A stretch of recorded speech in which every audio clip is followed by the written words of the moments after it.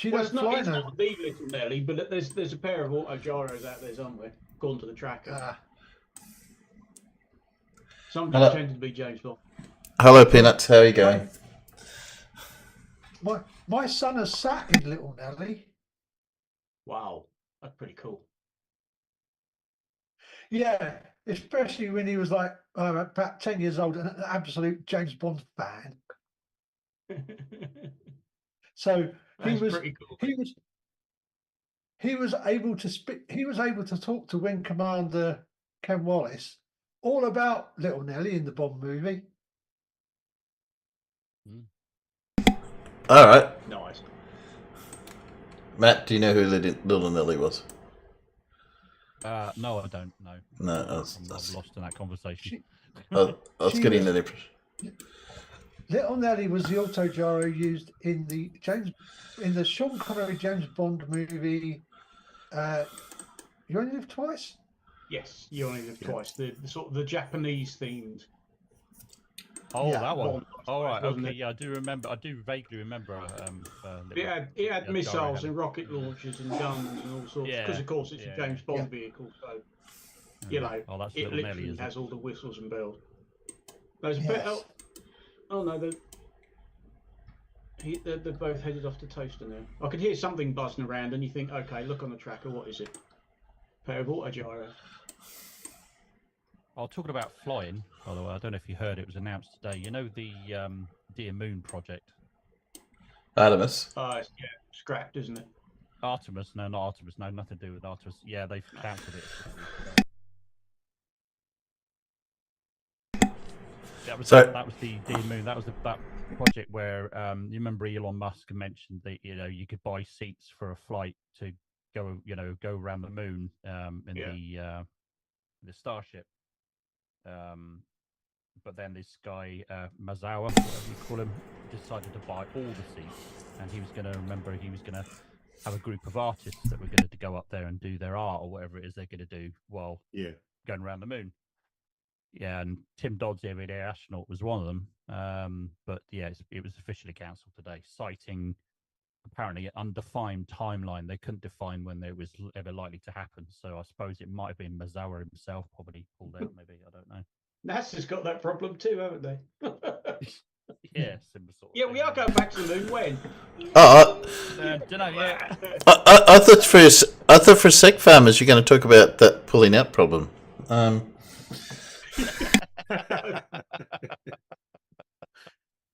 Always embarrassing, rash. Oh dear. I've no trouble pulling out when I'm done. So this is. They see a lot of these organisations at the moment go, we're going to the moon, we're going back to the moon, we're going to put people on the moon. We don't know. Don't know. Probably this century. Well, March 2021 he planned it, but I don't know. It's supposed to take place last year and didn't happen. So. Yeah, I mean it was all started in 2018, if I've got my timeline correct. That's what it says here. It says in 2018 he purchased all the tickets. Yeah. So, yeah. So does he get his money back? So, well, that's the thing. I suppose it depends on the T&Cs of the contract, because I mean there surely would have been a contract drawn up. So I suppose it's between the lawyers, I suppose they're going to sort that one out. But I suspect he'll probably get his money back. I mean, a significant amount of money went towards the development of Starship. I can't remember exactly how much it was. I remember it being mentioned, but even that was speculation. I don't think there was any real understanding of exactly how much to pay. So they're still doing Starship at all? Or just not this trip? Project here, just not this trip. Because they picked the artists and everything, so this was the crew. That was Mazawa that did that. You see, because if you remember rightly, all it was that basically Elon Musk said, "Oh, well, you could buy tickets and you have to be shortlisted and you have to give a reason to why you can go and all the rest of it." And Mazawa went, "Hold on a minute, actually, I'll have all of them." And then I've got this idea that I'll invite a whole load of artists to go up and stuff like that. You know, Harry Farty offered it was a stupid idea to begin with. His eyes. Whatever. Yeah, PR. His eyes. So it was kind of turned into this Dear Moon project, you know. That's how it all came about. But he went, look, see? He's in a spaceship.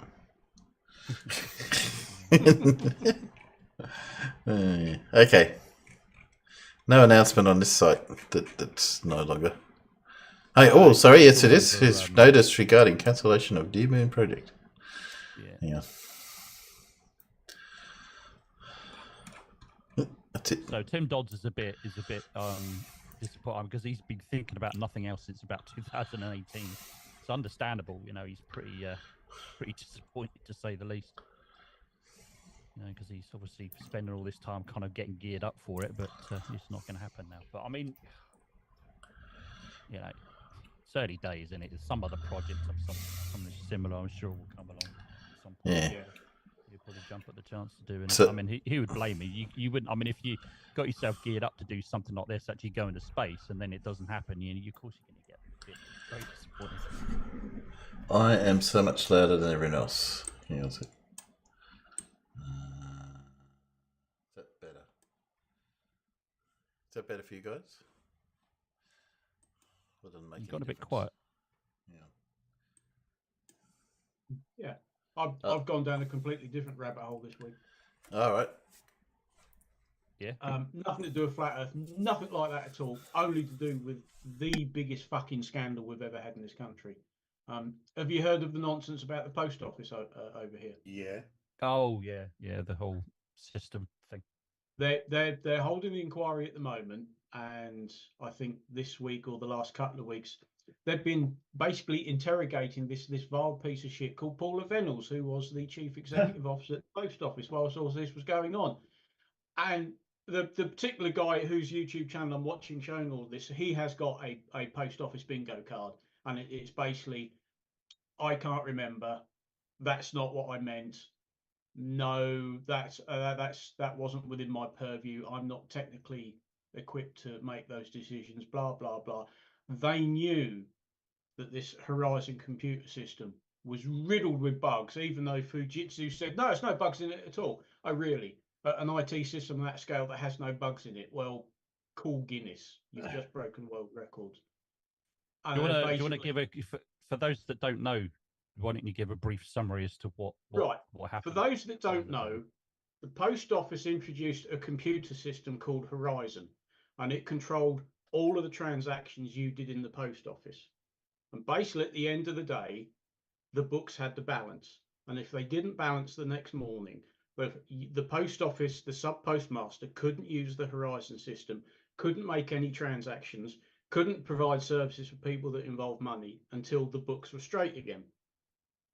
And they kept complaining and saying it's the computer system that's playing up, and they're being told, no, the computer system's fine. It's not got any bugs in it. You're diddling us out of money. If the books don't balance, you have to make up the difference, or you're going to court. And this was happening all over the place. There were thousands of sub postmasters were having the same problem, and each of them were individually being told, look, it's only you. Nobody else is having a problem with this system. It's just you.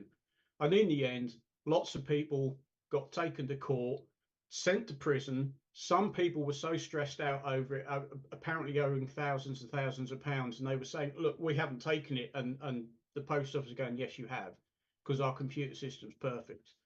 Some people committed suicide over it. And the post office and Fujitsu, everybody finally realised that this thing was riddled with bugs. And they wouldn't tell anyone. They even said in court, no, it works fine. It works perfectly. Yeah, try to cover it up. In fact, tried to cover it up. Post office now, even had the law changed. The post office even had the law changed to say that the computer is always correct unless you can prove it's not. Yep. Yeah, that's right. You prove it. You prove it's got a bug in it. Well, how are they going to do that? Yeah. Yeah. Whereas previously the law had been, it's assumed to have a bug in it unless they can prove it hasn't. Yeah. And this has been going on for years. I'm talking 10, 15, 20 years. And nobody was interested. 25. There was a computer magazine that published an article on it. And then like an independent newspaper over here called Private Eye. If you've ever seen Have I Got News for You, Ian Hislop, editor of the Private Eye.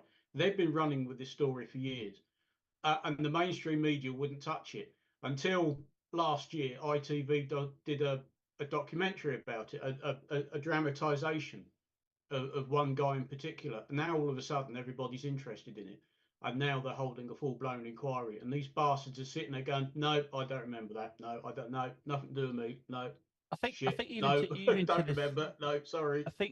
I think even to this day, there's still some people who apparently still have this debt, that it hasn't been reversed, that it hasn't been cleared. Because I mean, it should be, but from what I'm hearing, there's still people that apparently are liable for this debt that they weren't responsible for in the first place. Yeah, you know? Not all of them have been, Been cleared yet. Yeah. But I think anybody that was prosecuted or made liable for any kind of debt, I think they should just be wiping it right now, because it's proven the system not working, not functioning properly. I think you just need to wipe it all away and be done with it. And I think the government needs to step in and do that. Dropped, they were looking at about 11,000 cases. Yeah, something like that. I've been coming home and watching the latest videos, and that's why I don't watch Question Time anymore, because you just end up shouting at the screen. It's just like, you're just a lying piece of shit. They should all be in fucking jail. Well, she got a fucking OBE or an MBE or something, and then all this came out, and she had to give it back. Well, here's the thing about these inquiries as well. What gets me is that they're not obliged to do anything at all, are they? That they can get clobbered if they lie, but they can easily just sit there and say don't know throughout the entire inquiry, and there's bugger all they can do about it. Inquiry. It's not a court of law. It's not a court of law, exactly. Yeah. But because it is a public inquiry, you have to give evidence on oath, and therefore it can be used against you in a court of law. Yes. And I didn't know it could. I didn't think it could. Court, yeah. Well, I suppose anything that happens outside of the court is still evidential, I guess. I suppose that makes sense, I guess. No. But you're under oath, are you? It's evidence you've given under oath. You can't get out of it. Right, okay. I didn't know he was actually under oath, to be fair. Yeah, I didn't know that. Yeah. Oh, okay.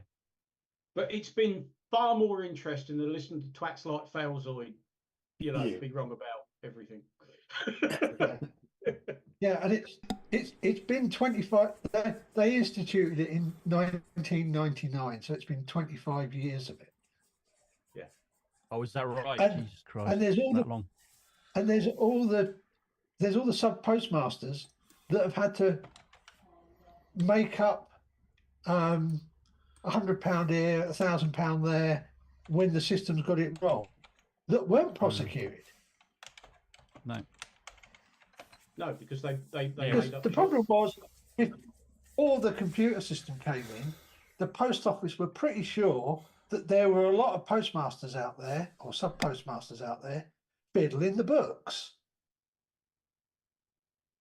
Well, I mean, here's the thing. I think some of them probably were, though. That's the. So how do you determine who was lying and who wasn't? That's the problem, isn't it? So how are they going to determine who gets the money and who doesn't? If any money is coming, it should be, but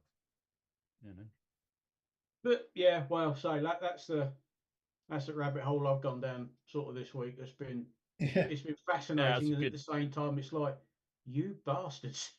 Yeah, it is interesting, but like you said, it is fascinating. And they honestly thought they were going to get away with it, because it's been all these years, and now all of a sudden it's like, why did you write this in an email? Why did you deny this? I don't remember. I forgot.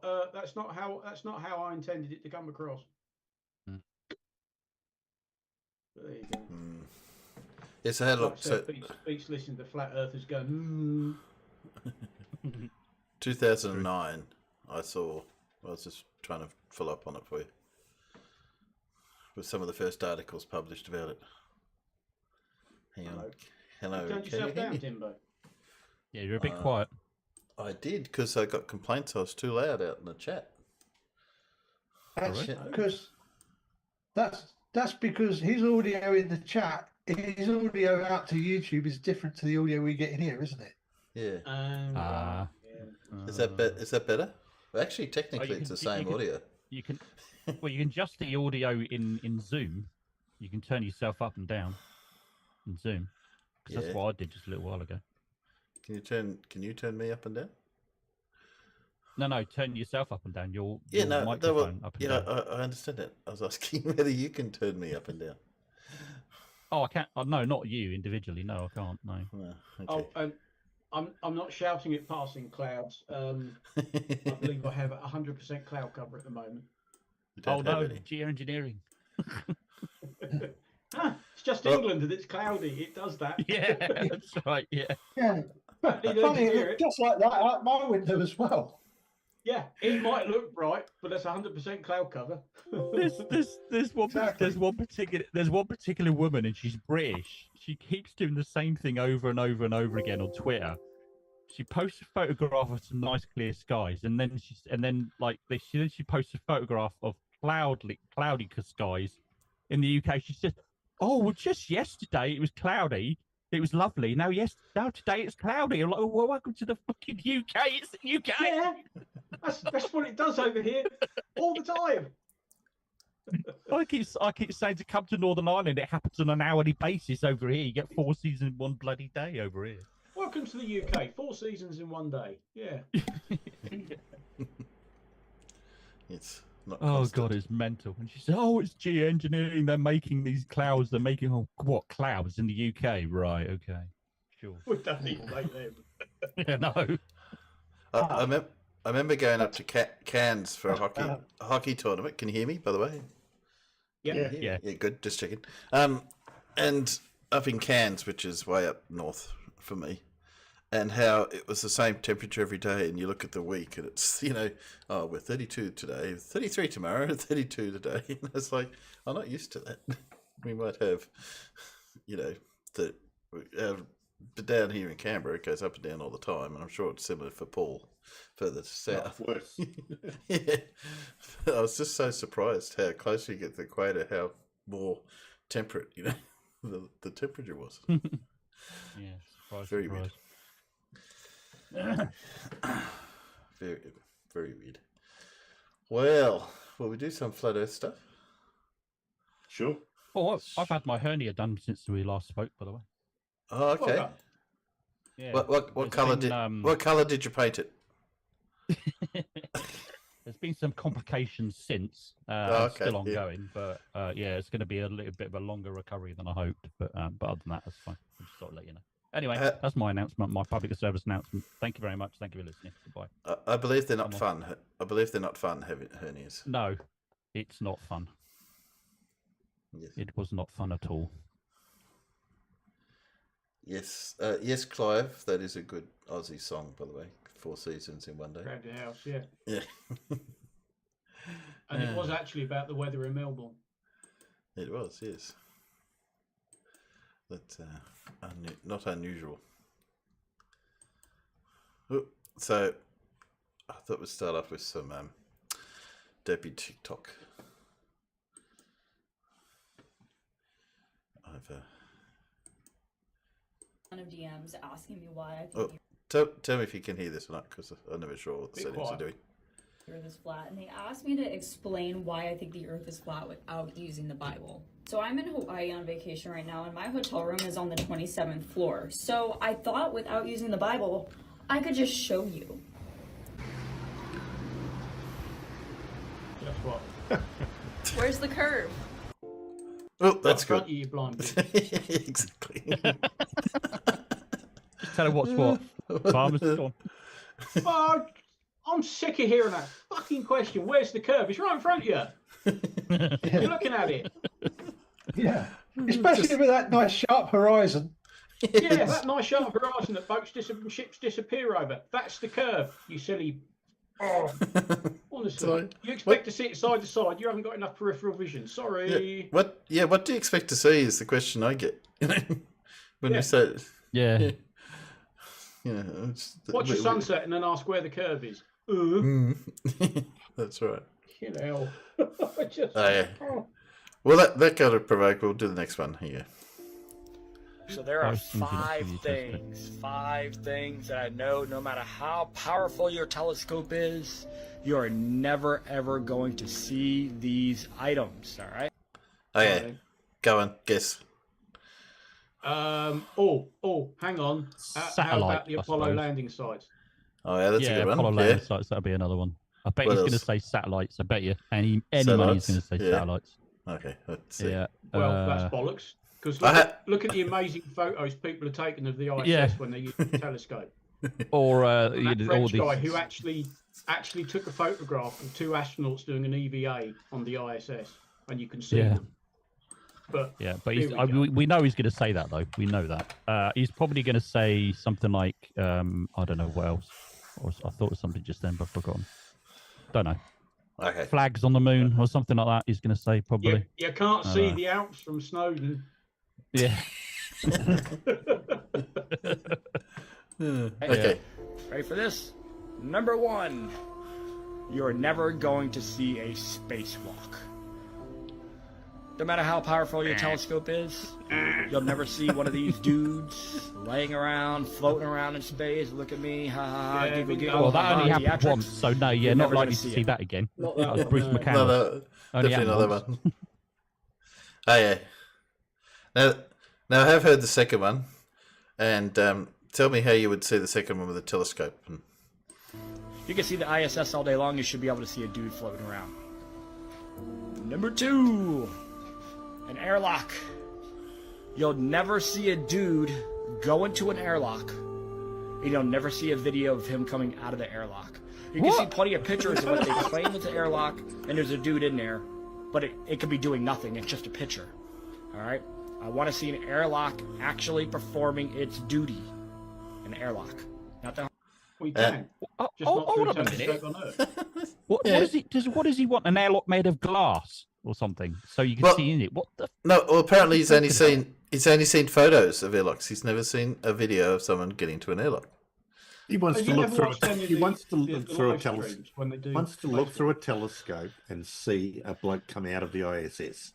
Yes. Yeah, that's what he wants to see. Yeah, that's right. Yeah. Well, if the positioning of the light's right, of course you can. If you can see the bloke, you could see him come out the airlock hatch. I don't think you could. If the angle is right. I don't know what telescope on Earth could see that sort of detail. Anyway. Hard to ask for. But you won't see a dude coming out of an airlock into space, into a vacuum, because I'm a vacuum expert. I know that's physically impossible for any dude to live in. Vacuum expert, is he? Period. Even when he's looked up suit, it's actually laughable. As an expert in vacuum technology, vacuum of space, it's laughable. Vacuum technology? Apparently. I'm an expert in sucking the air out of rooms. Yes, I bet you are. You go down great at parties, don't you? Oh, fuck me, he's here again. Jeez. I'm an expert in the vacuum technology. I've got a vacuum between my ears. Yeah. Or he knows how to turn the switch on his vacuum at home. 21 years doing it. Number three, which you will never ever see in space, no matter how big your telescope is the Tesla car. The Tesla car. Well, yeah, because it's orbiting the sun somewhere. It's a long way from here. Yeah. It's floating around in space, right? Space, right? Even Elon Musk says it looks so real. It's you can tell it's fake because it looks so real. Because it's fake. It's fake. He's telling you it's fake. And people actually believe that there is a fucking car running around in space. Oh, come on, dudes. For real. It's like so clownish and so kiddish. I don't even think a 5-year-old would believe that shit. All right. Next one, number 4. Does say stupid things sometimes. The Hubble telescope. Where is the Hubble telescope? Why hasn't anybody captured the Hubble telescope with a telescope? Just floating around up there. Oh, they captured it with a space shuttle, though. Yes, they did. We had to go and fix it. Yeah.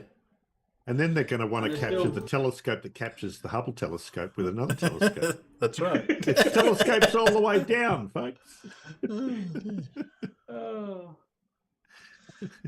Yeah, I have to look.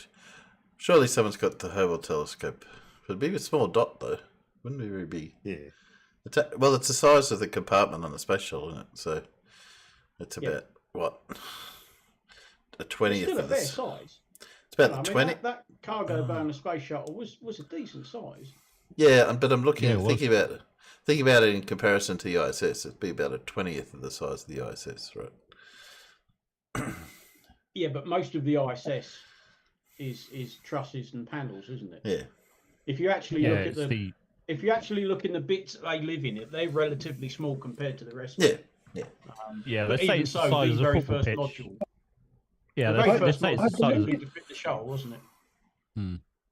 I believe they say that the ISS is about the size of a Greyhound bus, however big one of them is.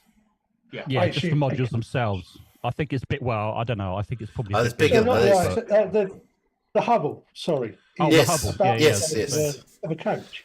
That sounds right. Big yeah, coach. yeah, it's a fair lump of kit. It's not a pissy little satellite. It's quite a large bit of kit. Well, if you remember back when it was first launched, remember they had to then launch again to go and fix it because somebody fucked up the mirror. Well, you see the videos of them fixing it, and they were this tiny little panel, and you could see the camera sometimes will pan up, and it's like this great big huge thing. I don't know. It seems a bit bigger than a Greyhound bus, but yeah, I've heard the same thing now, Alan. Right enough, yeah. 14 feet says the Wolf. Yeah, what do you got? 43 feet long, 14 foot wide. Yeah, that's about the size of a coach. 14 feet it weighs is wide just over 11 tons metric. Yeah, we're using about 13.2 meters by 4.2 meters. Yes, the power is 2,800 watts, really. Yeah. We're using Nerd Alert. We're using American units, not SI units. Yes. Yeah, it's 43 freedom unit feet long. Yeah, or anything to So a it's Greyhound. about the same power as one 13-amp socket, then. Yes. Yeah. Yeah. Something like that. Okay, how many are we up to? I think that's 3, isn't it? Let's see what else he's got. Go find it. It's 43 feet in diameter. Look. Oh, look, he could have told us. All right. That's 43 feet Oh, long. no, 43 feet long, not 43 feet diameter. Yeah, he said diameter. Yeah, no, it's 14 foot in diameter. It's 43 feet long. Longer. You fuckwit. Okay. Number 5. The James Webb Telescope. Oh, God. Oh, God. He actually didn't he?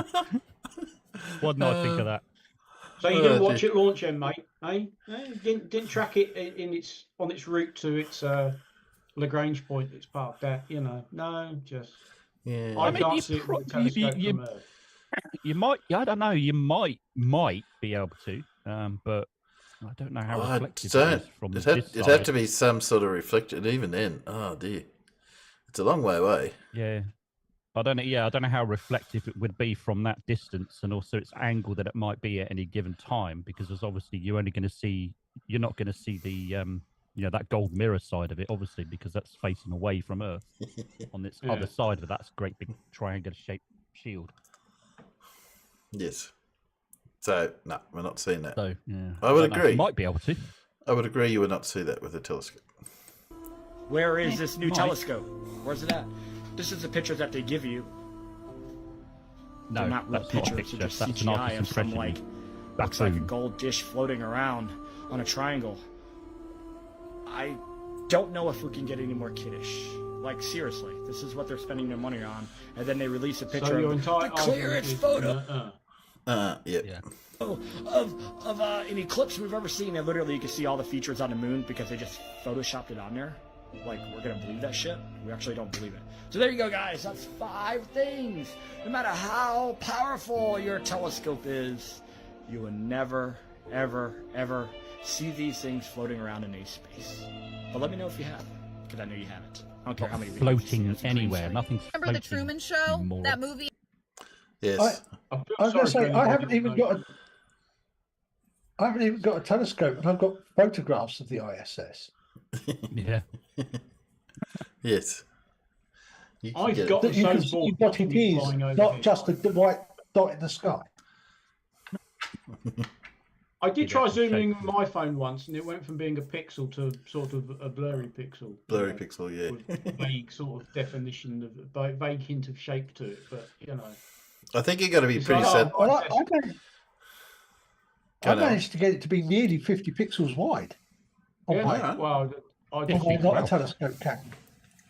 I just using the camera on my phone. Fuck it, couldn't be asked. It's like I was the ISS again. Yeah. It's not like you have to prove it's there. Well, really, I tracked it with my naked eye once, and I thought I saw something between the gaps and the clouds that we always have here, but I wasn't sure. A quick glimpse of something. I've seen it a couple of times, but I did have one that was really clear. It was a really clear day, right time of night, right reflection, and you could see it pass straight across the sky. It was really cool. But I wasn't set up with my camera to get it properly, so I think you'd have to spend a lot of time to get a really good shot or a good track. So, or be lucky, Yeah. Well, then you got the likes of Red's Rhetoric that actually did a transition, against the sun. Was it? No, the moon was. The moon, yeah. I can't remember whether it was the moon. It was the moon, wasn't it? Yeah. But he said himself up. That was a really good one. Huh? So Jared. Yeah. Oh, Jaredism. Yeah, that's right. He did as well, didn't he? Yeah. And then, according to some bullshit copyright claim, he had to take that video down. Oops. Yeah, right. Yeah. He could always put up a still, couldn't he? Okay, I haven't seen any of the rest of these, so I don't know what we're in for. Let's see. In 1998 with Jim Carrey, and how he realizes and he wakes up to the fact that his whole life is a lie. Why do they always everything around him is fake, and everything around him has been manipulated and controlled. He found out the people all around him in his life were all actors with certain lines to go along and execute a certain narrative. Remember when he found out that the weather was manipulated and controlled? And remember when he was able to prove that it was all true?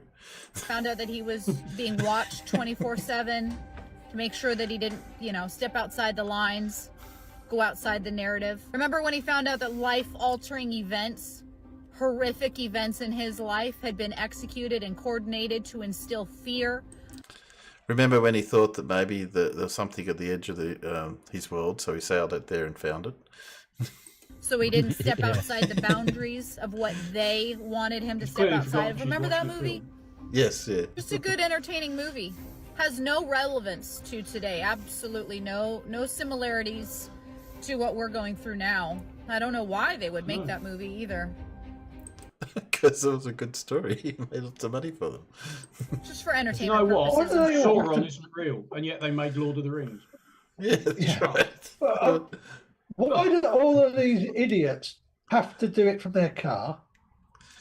Because no one will let them in their house.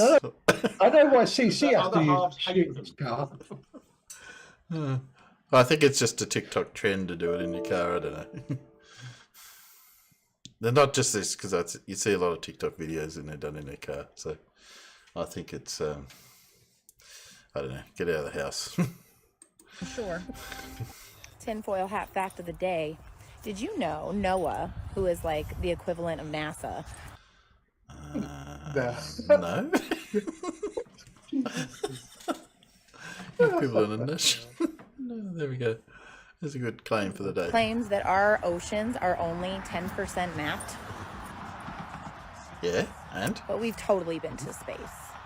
Yeah, and? I don't know about you, friend, but when I find out somebody lies to me, my trust is a bit broken. Going forward, I'm proceeding with caution.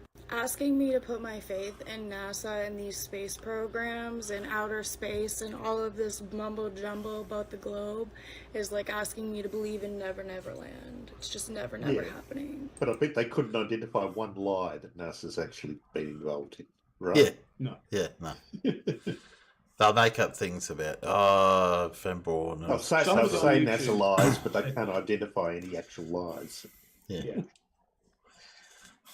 That's right. I absolutely cannot unsee the fakery bakery that is going on behind the scenes. And it's unfortunate because a lot of Globers will sit there and say, oh, you guys don't believe in evidence. No, we do believe in evidence. And there's so much evidence speaking of the contrary. And when you step back and take a look at both... And we asked to present it, but we don't get any. We just get this, it's lots of it. Models and observe them for that's a face that says, do not approach me. I'm dangerous. I bite. I'm mad. Maybe. They are, Just and then fucking think scary. about what logically makes sense after really analyzing it and breaking it down. Not one of us hasn't walked away feeling Not like foolish you for haven't. even believing that the globe was even a possibility. Just in case you forgot, this was the first ever image placed into the background of the first iPhone. So every time you saw this... Was that true? I don't know. I know it was placed in the background, but I don't know if it was the first image. Could be right. I don't like iPhones. They're boat anchors. You were subliminally programmed to think that this is what the Earth looked like from space. It's not the first image of the globe, I'm afraid. Sorry. Well, today I'm going to show you a NASA article showing how we got the famous blue marble photo. Now, all you have to do is type in... What I need to know, was the Blue Marble 2 photo the one used on the Apple or the first? It wasn't the original Blue Marble, no. No. They conveniently forget about that. It kind of does annoy me though, because it's kind of like people have, named these new images, the blue marble, and all the rest of it. Why do that? Because that's what's caused a lot of the confusion, even amongst Globers as well. They get kind of mixed up. Yeah. What was the original blue marble and what isn't? That's why I always make call Blue Marble 2 versus Blue Marble, because they did call the second one Blue Marble as well, but they didn't say it was. Well, apparently there's like 4 or 5 different blue marbles out there at the moment. Apparently. Oh well, there's all sorts of other images that aren't even NASA, generated. Yeah, they're calling it a blue marble. Yeah. Ben Robertson, blue marble. Even Globers are making the same mistake. This is funny. Using a collection of satellite images and data. Is he going to read that bit out? Yeah. Here you can see he was NASA's data visualizer and designer. Open up said link, and we're going to start right here. The hard part was creating... Sorry. The last time anyone took the photograph from above Earth and showed the entire hemisphere was in 1972. Why didn't you start there? Why are you starting down here? You don't want to read that bit, do you? Fresh cherries. Yes. A flat map of Earth's surface with 4 months of satellite data. All right, come down here. Then we wrapped a flat map around a ball. Yeah. My part was integrating the surface clouds and oceans to match people's expectations of how Earth looks from space. That ball became the famous blue marble. No, it didn't. No, he's saying it became the famous one that's on Apple phones. I know. Yeah, but people had done that long before that particular image was done. I remember doing it as one of the first things I did when I first did 3D modeling, animation. Let's get a globe and stick an Earth on it. Well, I mean, they had representations of the globe before even the first spacecraft went into space. Yeah. How do you think they did that? That's a bit silly. Now this is exactly what he means when he hits Command Z a lot. Just copy and paste. You guys, we must have made a dent with our theory that the ISS is orbiting using electrostatic propulsion, because guess who has an electrostatic levitation laboratory now? NASA, dude. Where they're making big balls of steel levitate with electrostatics. And they're talking about their new electric propulsion. And it's no secret now. All of a sudden, NASA's all out in the open with it. I mean, anyone can be honest enough to say that this does not look 250 miles away. And if we look at magnetic field lines from the top through the magnetic field lines on the ferrocell, then we see that we create the exact same pattern that we would see whenever we take a look at the ISS orbital motion of the flat Earth model. He's eating that Whitson's bullshit, right? Yeah, that's right. It is, just because he either got it from Whitsitt or Whitsitt got it from him, one or the other, or it's just, I don't know, doing the rounds. Just because you see something similar, it doesn't mean it's the same. We made gigantic headway. When you look at it a bit more closely, it's not even close to being the same anyway. When you look at it, it really isn't. Well, you can see if I go back one, I think it's that's the. Well, no, if you honestly, when you lay the one on top of the other, it just isn't. Well, that pattern's not the same as that pattern. Yeah.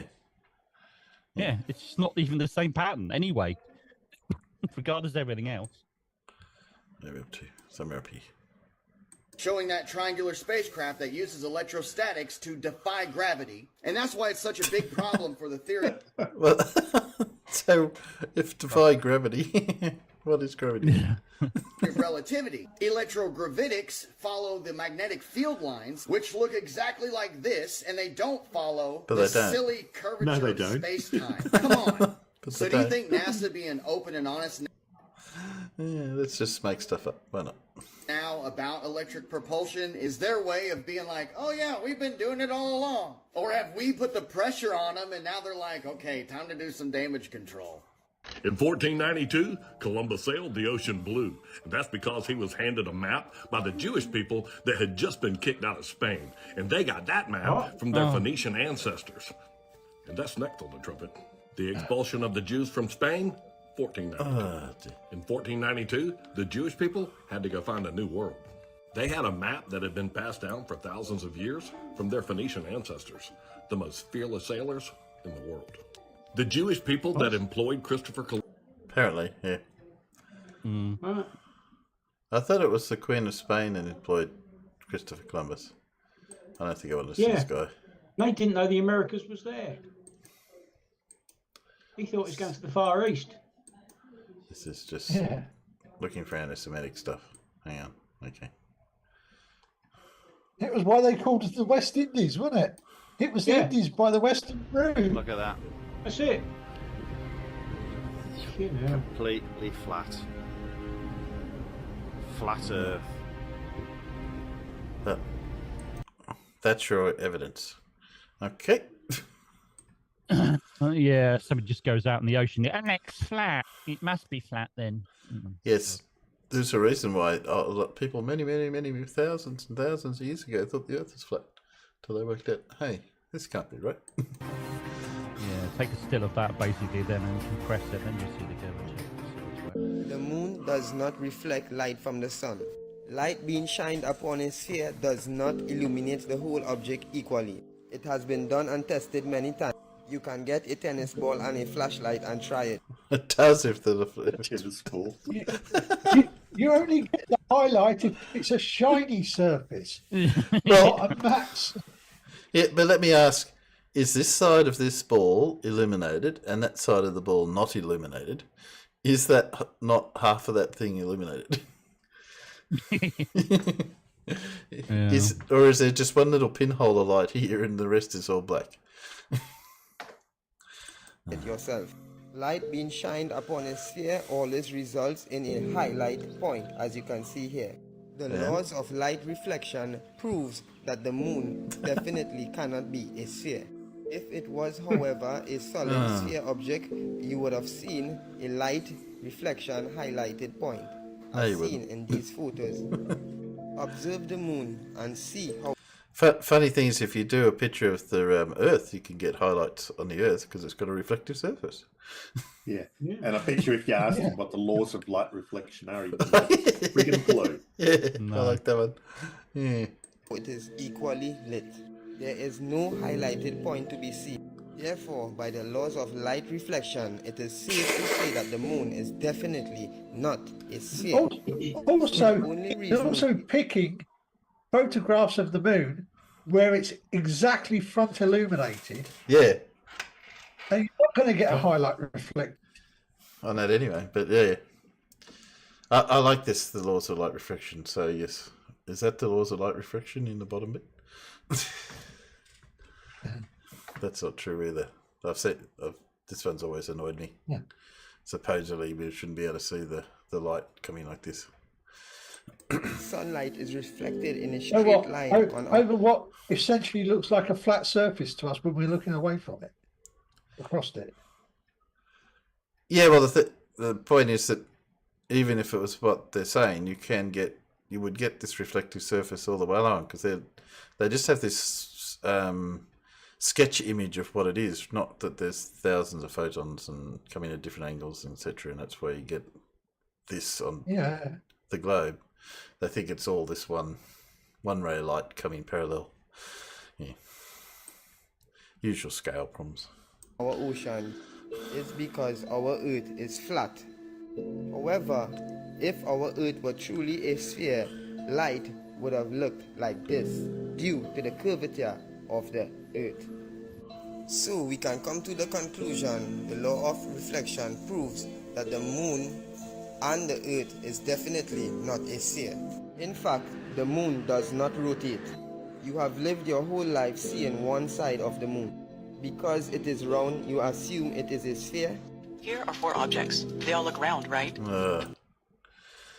That's Dave Durf's one. Yeah. If you move your head, if you take the same 4 objects and move from one side to the other, you can definitely tell they're different shapes. What else have we got? Anything? We might have to pick someone even more derpier. Ah, dear. Flat Earth Banjo. Flat Earth Banjo. Well, that's where I stole the video from. So that map's incomplete. It's missing 2 very important items. Yeah. A scale? The hand. The hand. No, the hands. Yeah, the hands for a start. Yeah. Doesn't work without the hands. Oh, that's right. It's because it's not a fucking map. Hey, does he have? I don't know if I can zoom in to see. Does it still say it's a projection of the Earth? I think it still does. It probably Well, does. I yeah. think on the left-hand side, it still tells you what it's actually for. Yeah. It's not a map for navigation. It's a chart. Let me ask you a question. Is it sexist of me, right? If I see these TikToks of these women that go on and start talking about flat Earth, is it sexist of me if I find those people particularly annoying? The more attractive they are, it seems the dumber they are. Is that being sexist? It probably is, isn't it? I'm sorry if it does, but it just annoys me the most. It just seems to be a spate of them. These really attractive girls coming on talking about the Earth must be flat and all kinds of different conspiracies. And I just sitting there going, oh, God, what a waste. I think they're getting attention, personally. Probably, yeah, most likely. But I don't know. I know what you mean, Matt, because you see them and think, oh, you're visually quite attractive, but you're as thick as shit. Yes. Well, I don't know. Which is an instant turn off for me.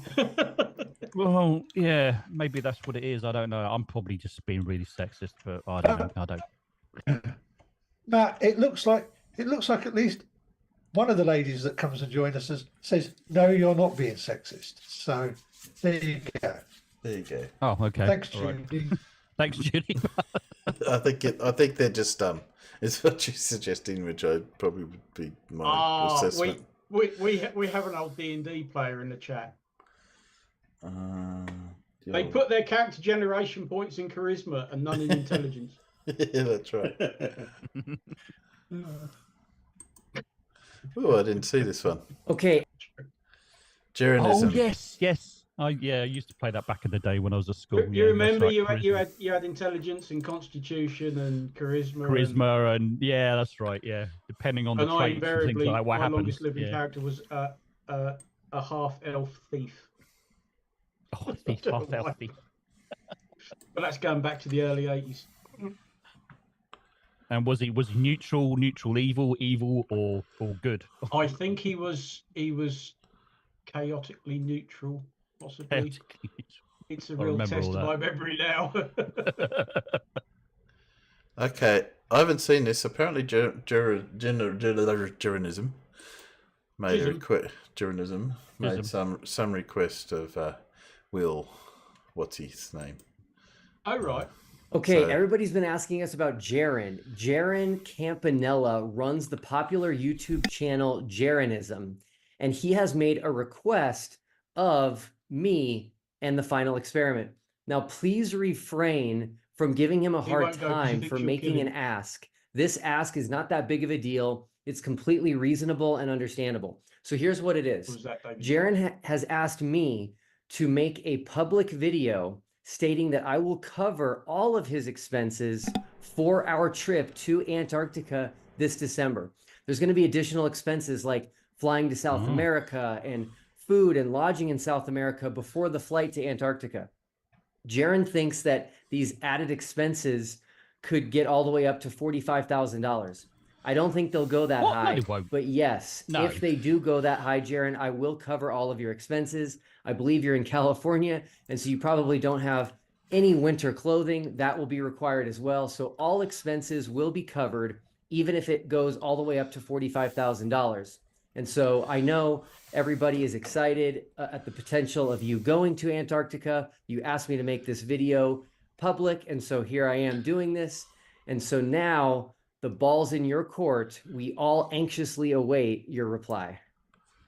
No excuses now. No excuses. Ah, interesting. Well, Interesting. he thought he was going to get unalived if he went to Antarctica. Yeah. That's why I said he wouldn't go there, because suddenly there'd be some sort of accident and he'd be dead.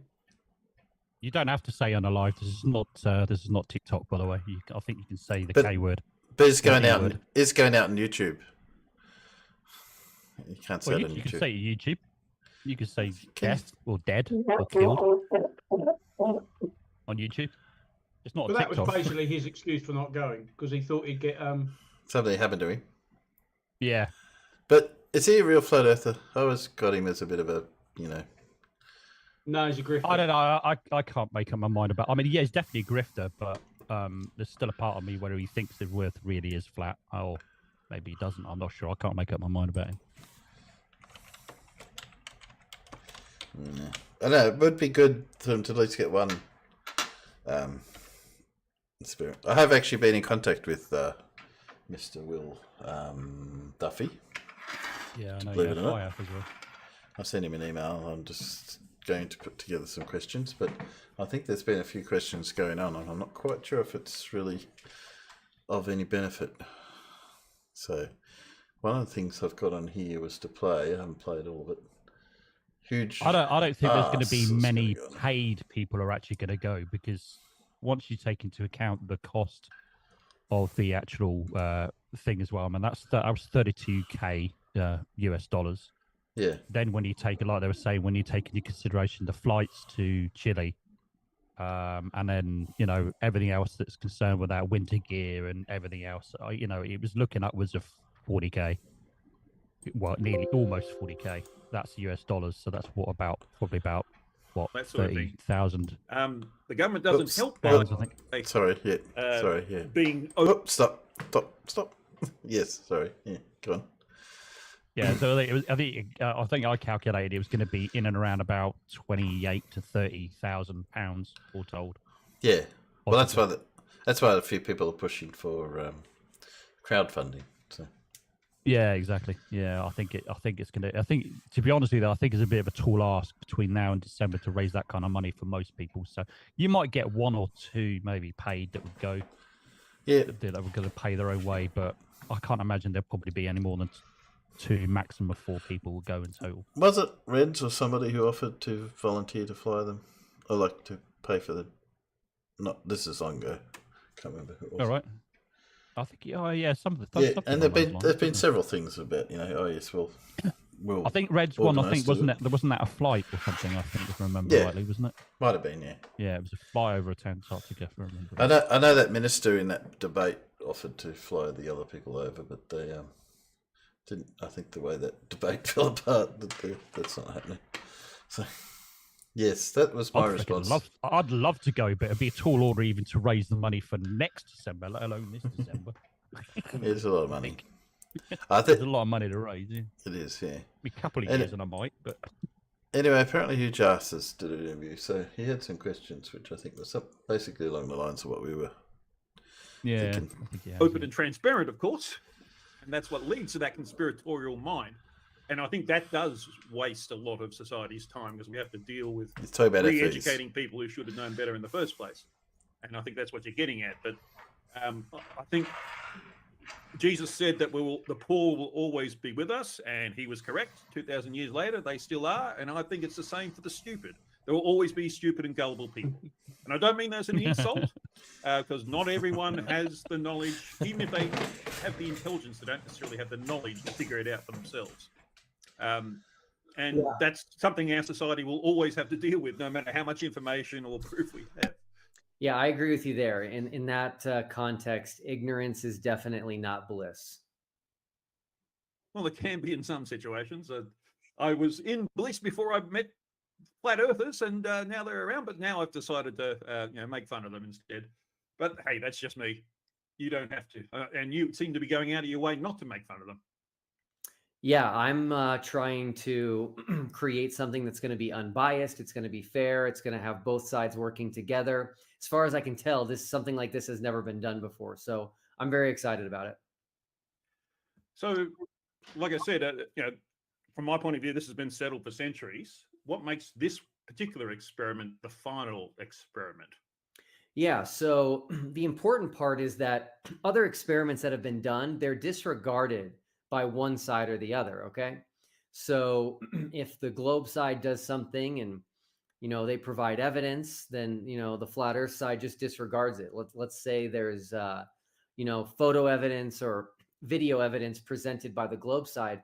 The flat earth side will say things like, it's CGI or a fisheye lens or a doctored video.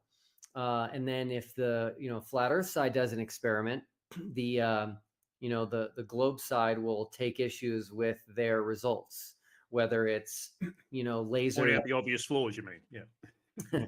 Lasers over water, claiming they saw things that should not be able to be seen, and the globe side will say things like, you're not taking into account. Well, usually because they claim things, but then you say, "Oh, well, show us where you saw that," and that they don't produce it. That's usually the issue. Fraction and things of that nature. And so those types of experiments are not really getting anyone anywhere. And so what I wanted to do with the final experiment is I wanted to say, okay, let's agree on something ahead of time. Let's not wait until we see the results and then decide if we're going to accept it or not. Let's agree ahead of time as to what the experiment is and what the results mean. And I spent dozens of hours combing through videos from flat earthers, videos from globe earthers, and I finally found something that will work, which is the 24-hour sun in Antarctica. And so the flat earth side has said over and over and over and over and over again that the 24-hour sun does not work, cannot happen on a flat earth. And you've got the globe side saying the 24-hour sun only works on a globe. And so we have agreement ahead of time as to what the results mean. And so when we go to Antarctica, if there's a 24-hour sun, it means we live on a globe. If there's not, then it means we do not live on a globe and we live on a flat plane. And so that is what's going to make this experiment different, is this agreement ahead of time. But I'm also monitoring to see if one side or the other, flat or globe, is going to start to change their position now that we're actually going to test it, and change their position out of fear as to what we will observe in Antarctica this December. Yeah, well, good luck with that is my response. Yes. And I don't mean that rudely, but we've seen in the Beyond the Curve, we saw both Bob and Jaron do experiments that they said would prove it one way or the other, and it proved it was curved or rotating in Bob's case. And I remember seeing, had a bunch of flat earthers surrounding Mark Sargent, and they designed an experiment to send a boat out, and they had on it a board which had different colors on it, and they sent it out as far as they could, and they saw it disappearing bottom up, and the colors would indicate how much. And they said, "Oh no, it doesn't mean it's curved." So they just deny the results of their own experiment. So I can't imagine that the same thing won't happen in this situation. But good on you for trying. It's worthwhile trying to get them there. But unfortunately, that's been a bit of a problem. It's what's at the moment? It's 0-5. 0 flat earthers are going, and 5 sane people are going. Yeah, let me explain our scoreboard. There's a little bit of confusion. So we keep a live scoreboard on our website, which is thefinalexperiment.com, except for there's hyphens between the three words. So the-final-experiment.com. We're keeping a scoreboard of how many of the 24 participants that we invited on the flat earth side and the 24 participants we invited on the globe side are actually going to participate in the final experiment. Now, participating does not mean you have to go to Antarctica. because then everybody could have an easy excuse of, I don't want to go, or I can't afford it. We made participating in the final experiment super easy. You can join us in Antarctica, which would be great. The more the merrier. But if you don't want to, you can do one of two things. You can interview me, just like we're doing here. Interview me on your channel, and we can talk about the final experiment. We can have a conversation about it. We can get questions answered, etc. Or if you're like, you know what, I really don't want to interview a Glober on my channel, we made a way for you to get on the scoreboard that way. If you don't want to do that, which is all you have to do is make. Yeah, I think you can watch the rest of that. I'm still not sure if we're going to get much out of different question. What if? Hang on a sec. Sorry, I'll just cover this bit. It's now 6-0. Yes, someone else has joined up You there. need to prove to everyone that we're a bunch of idiots. And yeah. I mean, here's the thing about it. I think I would be, and I think anybody would be naive to think that Jeranism or even if David Weiss agreed to go, that they would actually change their mind. Yeah. But I think the other way I kind of look at it is that that's probably that's unlikely to happen. But the way I kind of look at it is that I think it proves a significant point for two reasons, right? I mean, it's like a debate, really. I mean, the majority of people that go on these debates are not thinking that they're going to actually change the mind of their opposition. They're not. But what it could do is, if you've got people Okay, another scoreboard. Sorry, keep going. That are listening and paying attention to it, that maybe have questions, because at the end of the day, we're all ignorant about something. Everybody doesn't necessarily know about science or Antarctica or how it works or how the Earth works. We're not all scientists and stuff like that. I'm also really fully aware that people don't know everything that I know. Stuff that I might have read about the Apollo moon landings and all that kind of stuff.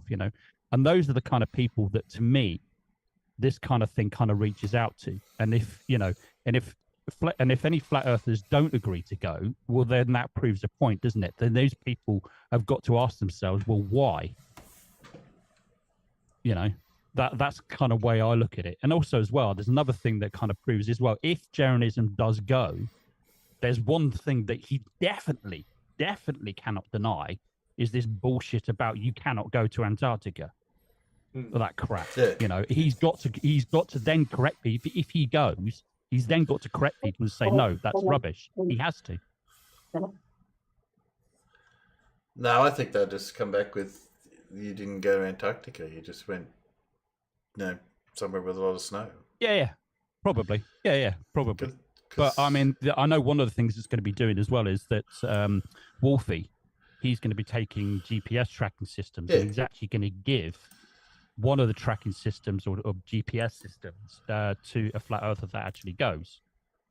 He's willing to do that, so they can actually see for themselves exactly where they're going when they're actually on the way there between Chile and where they're over there is they're going Antarctica, and they can see for themselves. But they'll just say you can't trust GPS. It's all, Well, yeah, there is that, but I mean, you can say, oh, they might do that, they might do this, and all the rest of it. But for the people that are paying attention to it, if they start coming up with all these kinds of different excuses, they're going to have to ask questions about flat earthers. They really do in a much bigger way. And this project, if it does go ahead, is gonna get quite a lot of attention. I don't mind, gives something to talk about for a while. About the experiment. I hope he does it. But I have my doubts that things might fall through. It might, but we'll see. He did put out another video recently, which just talked about how they're getting there and stuff, and the mob they're doing, which is obviously a promo. I did do some investigation about this guy, and he's a financial advisor. Yeah.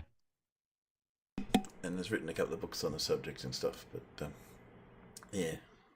So a pretty wealthy financial advisor. Yes, but so if someone's got the money, he'd have the money. So yeah. If he's got a spare $1 million, that would easily cover a lot of what he's proposing to do. So okay.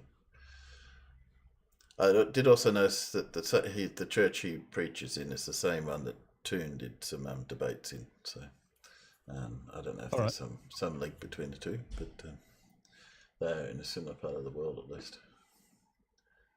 Well, at least, yeah. Well, actually, no, there couldn't be because he's in Colorado. So no, must have travelled down. Toon must have travelled down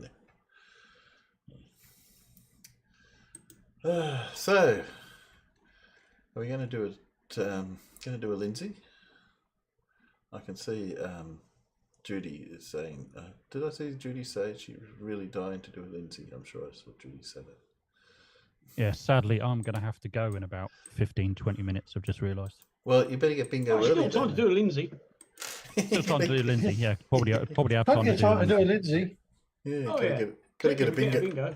Gotta get a bingo out. Oh, that's not Lindsay. I've got to go and get my eyes tested. You're just getting your excuse ready not to join the quiz, right?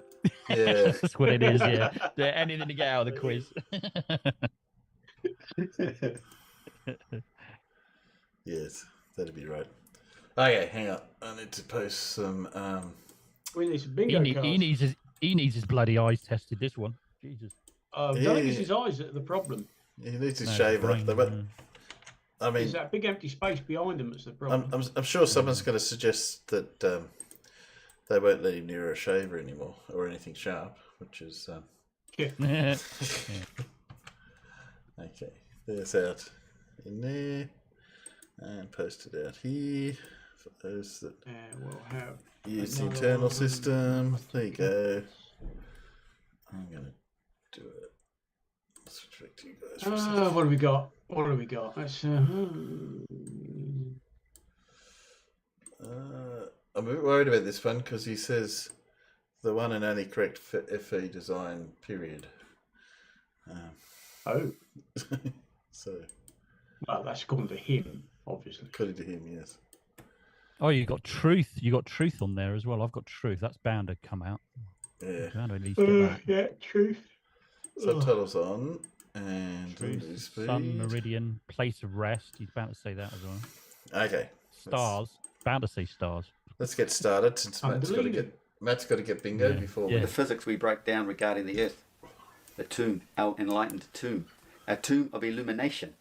Our tomb that we all exist in is called Earth. The toroidal field, the magnetic field. That's what a toroidal field is, right? It's a magnetic flux. Earth is like a ring magnet. Earthing, when you're earthing something, you are basically drawing the magnetism of the Earth up into the electromagnet. Timbo, can't see it. You can't see it. But we have to understand. Sorry. It's all right. Here I am ticking off things. And I don't think there's a word. Is torus field and toroidal field the same thing?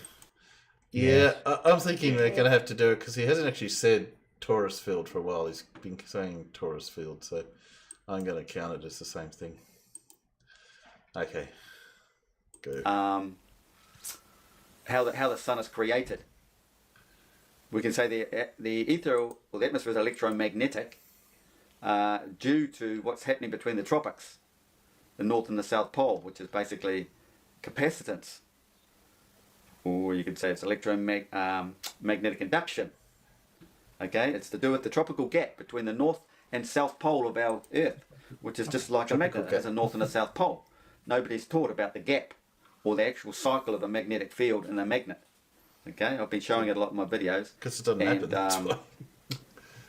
Nehan, what's his face, has tried to explain it as well, and they all laugh and scoff at him, the science community, because they don't want you to know how it all works. They just want to give you the spinning ball model and tell you the magnetic field goes from the bottom all the way up to the top. When it's just a blatant lie, because the field comes out of both ends of the magnetic and swings to the tropics, swings to that gap, the dividing gap. There's a division between a strong force and a weak force. And your it's evidence a 3-to-2 ratio. is... This is why everything is always moving in nature, because it's always trying to seek equilibrium. If things were equal, they would just find equilibrium and that would be the end of it. Nothing would move, there'd be no existence. So they're always trying to seek out equilibrium. So one field is weak, one field is strong, and they're always rushing to each other. That it's a bit deeper when you start thinking of hot and cold, how we look at the Earth and we know the the Arctics, at both ends of the Earth, the southern hemispheres, rush to the tropics where the warm is. But the warm's not rushing out to the Arctics, is it? No, but I've done previous videos on that. So anyway, this video today is about what would be the word? Breaking down the delusional model that flat earthers have. I know there's lots of ancient depictions of it similar to what they do these days, but it's not right. So it must be in the annals of history somewhere, the true model. But I seem to be the only one who's showing it. And that is showing the tropical gap, the division. Did he just say anal? Like this, yes, he did. Playing at its centre. It's not just like that. It's more like this because it's the flux, basically the flux of a magnet. Flux. Because Earth is like a ring magnet. It's got this small centred black hole at the far centre of the Arctic that we do not get to. It's right in here. We all will. We do not find this place. Yeah. You come close, everything becomes mirrored. It's basically a big crystalline structure. Earth, this is where they come up with the idea of Superman and all that, if you think about it. Did you say place to rest? Kill us all.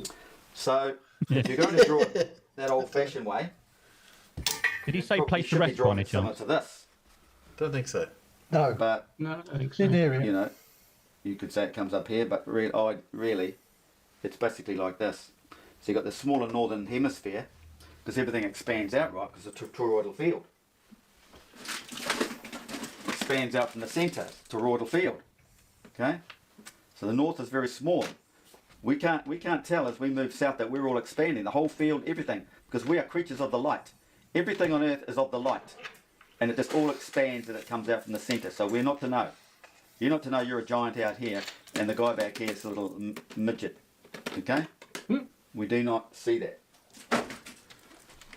So blind people must think everything really returns back to the other South Pole, doesn't it? It comes, you know, the north, and then comes back to the same size in the south, because everything's expanding out to the tropics, right?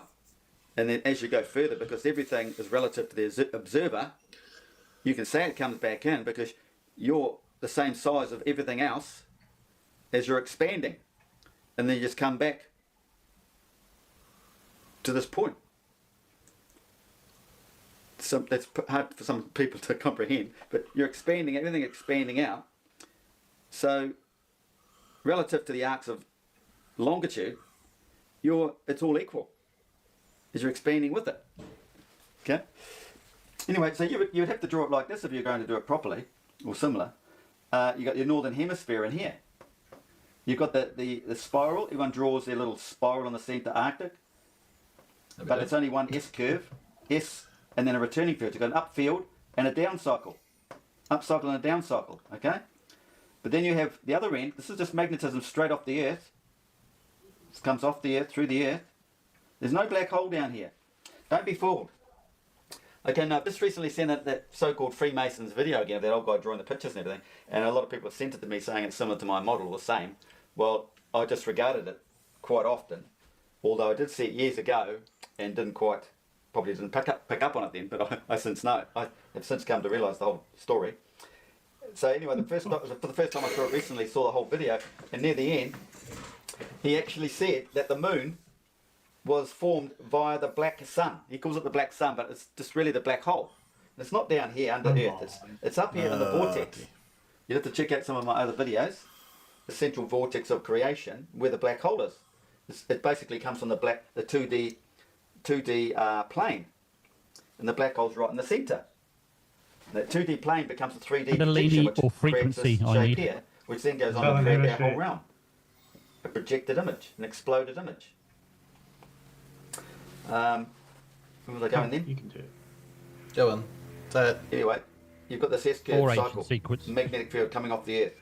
But then the sun's up here. It meets this other field that comes from the tropics. And there's two coming in the same direction. They don't return. They both come in this way, spiraling around each other, avoiding the core, the black hole. So it's the male and the female. It's been the south pole and the north pole, magnetic induction, you could call it. through capacitance, whatever you want to call it. The male and female weak and strong force. Yes. Okay? Because the southern hemisphere is the weak force. It's more widely dispersed, even though it has the equal energy overall as the centre north, this field all the way around the south. But it's all dispersed all around the south, isn't it? Everything expands. That's why we all expand. We expand with that field as it's projected out of the centre hyperboloid, okay, to create the toroidal field. So it meets this force that's coming out of the tropics, and bingo, then you get electrical. Hey, so he said bingo. He said bingo. He said bingo.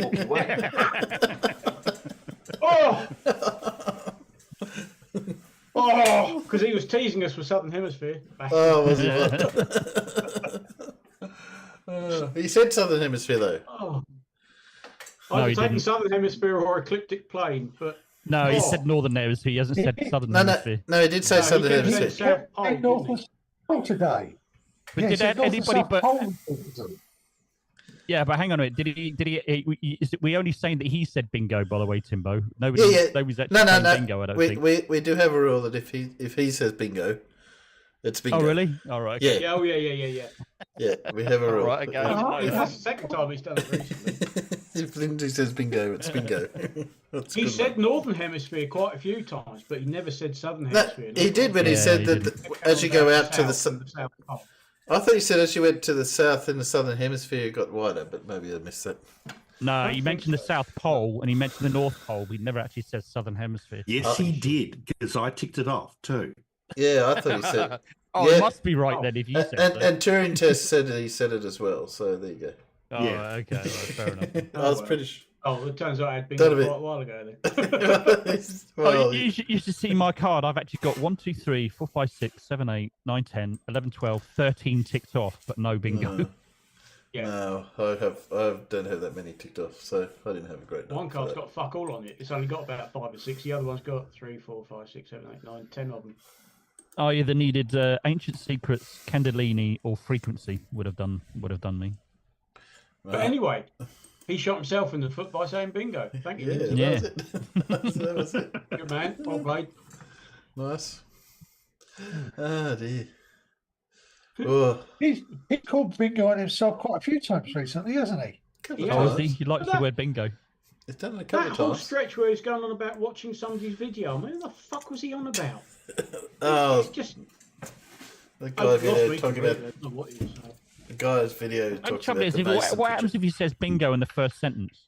Well, that's it. We're in luck. You don't get to watch it. That's it. And Clive's being particularly masochistic today because he wants to watch another one. Well, I'll give you a link, Clive. You can give your life. Yeah, knock yourself out, mate. You watch it your own time. Yeah. I think yes. Okay. Yes, he is a bit getting over the top a bit. Ah, dear. Rigged. Not rigged. Not at all. Did you want to listen to the whole thing? I know, mate. You still got time to do the quiz then. Yeah, Matt. We can start the quiz. We've got another, like about 5 minutes worth, maybe. Yeah. Okay, Paul. Quick. Off you go. Well, you got to give me sharing rights. Yeah. Give me a sec. I'm getting there. I've got to go now. Bye. Oh, bye. You can't miss the title screen, Matt. Oh yeah, I can't miss that. The last quiz was wonderful, though. It was, it was certainly in the beginning. Yeah. The questions were not too bad. Horrid. Okay. Oh my word. Oh, that's it. That's all I need to see. I'll go now. Bye. I was going to say something about the one just under the title, but I've decided I won't use that word.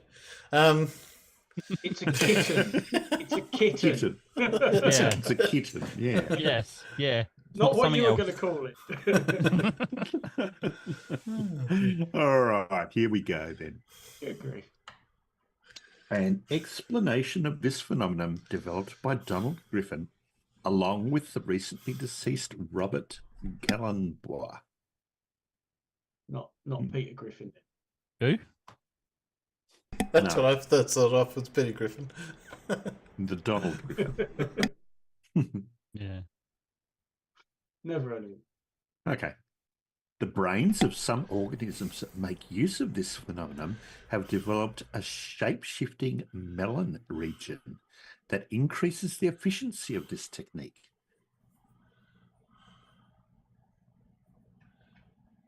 Thinking? Something like echolocation, is it? Is it thinking or thought? It's a phenomenon. No. It's a phenomenon. Okay. It's not. We're looking for a phenomenon. A phenomenon. Yeah. Yeah. Badooby-dooby.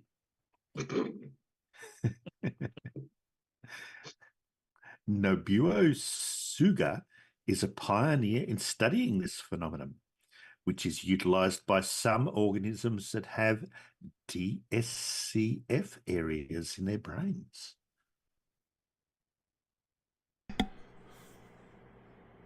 I don't know what they are. No, it's a different song. Come on, guys. Members of the genus Rusetus are the only megachiropterans to use this technique, the frequency modulating version of which is common to some organisms. Speak or like singing or not singing.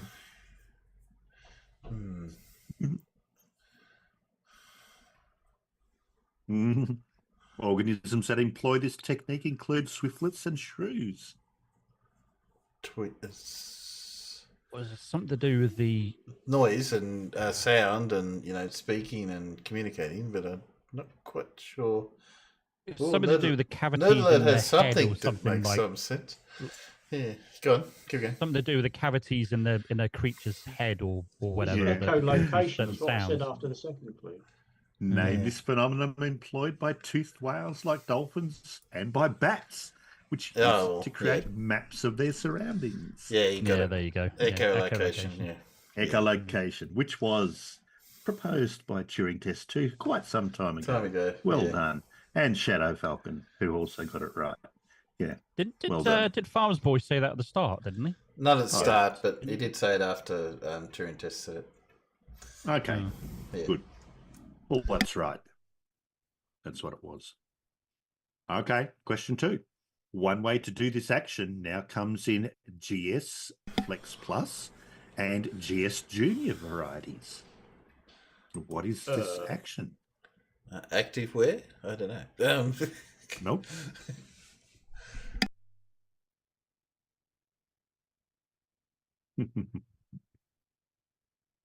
Another technique for doing this action, developed in 2012, carries out its objective by using a CMOS semiconductor and is called the PGM. Is this something to do with music? It's been CMOS? Nope. No? Okay. I was thinking more electric music, like synthesizing or something. Nope. Okay. Unlike most other systems, the heliscope and smart ways to do this action can be conducted on single macromolecules. Not postscript interpretation. Interpretive dance. No. No. Applied Biosystems Solid platform performs this action. Something with photometry. Some sort of... Not photometry, no. Another way to do this action is carried out on picotiter plates and requires the addition of ATP sulfurylase to the reaction. Gene sequencing? That is correct, Alan, but you were beaten by Turing Test 2. Turing Test in the DNA, chat. yeah. We got it quite some time ago. Yeah, DNA. Well done, DNA, mate. yeah, That is exactly DNA what it is. sequencing. Yeah, DNA sequencing, yeah. That technique for accomplishing this action is based on the conversion of luciferin, which the flat earthers don't like the name of that, to oxyluciferin after an ATP is cleaved to AMP during DNTP incorporation. Yeah. This action is performed by the Illumina. They wouldn't like that either. Platform. No. And a platform developed by 454 based on the release of pyrophosphate. Sorry. Name this action that the Human Genome Project did a whole lot of using the shotgun method. It was indeed DNA sequencing. Well done. I think you find it's actually called witchcraft. Yes. Blimey.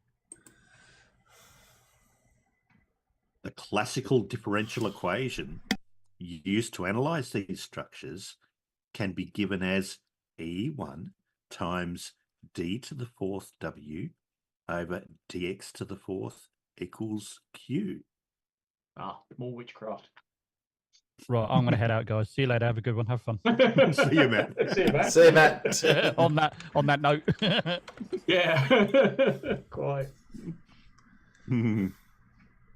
An improved model of these structures that takes into account shear deformation was developed by Timoshenko.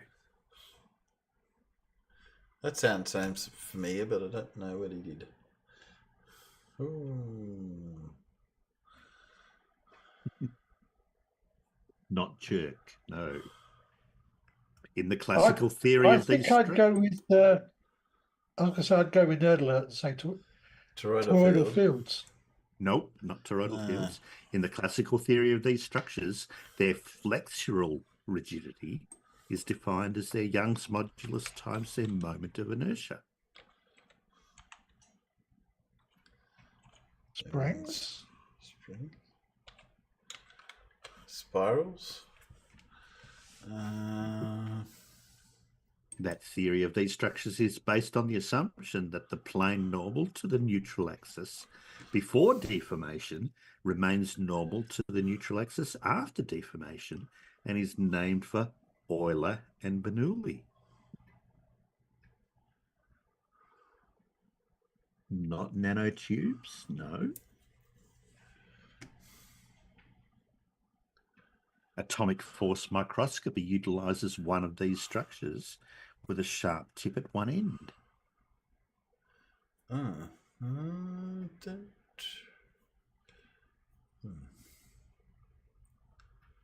Sharp tip. It's going to be really obvious. Instead of resisting twisting or axial effects, these elements are designed to resist bending effects.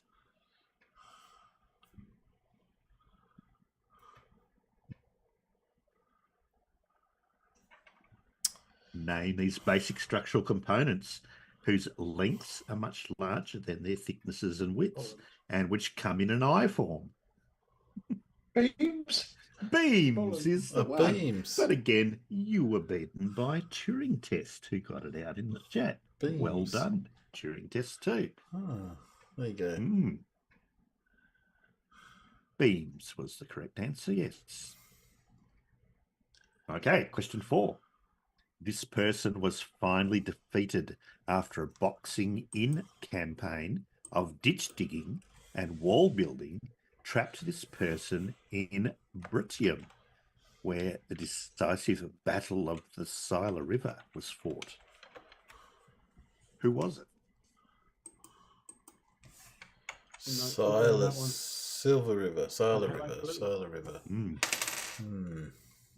Despite an early setback near Mount Garganus, this person defeated the inept Republicola and Clodianus.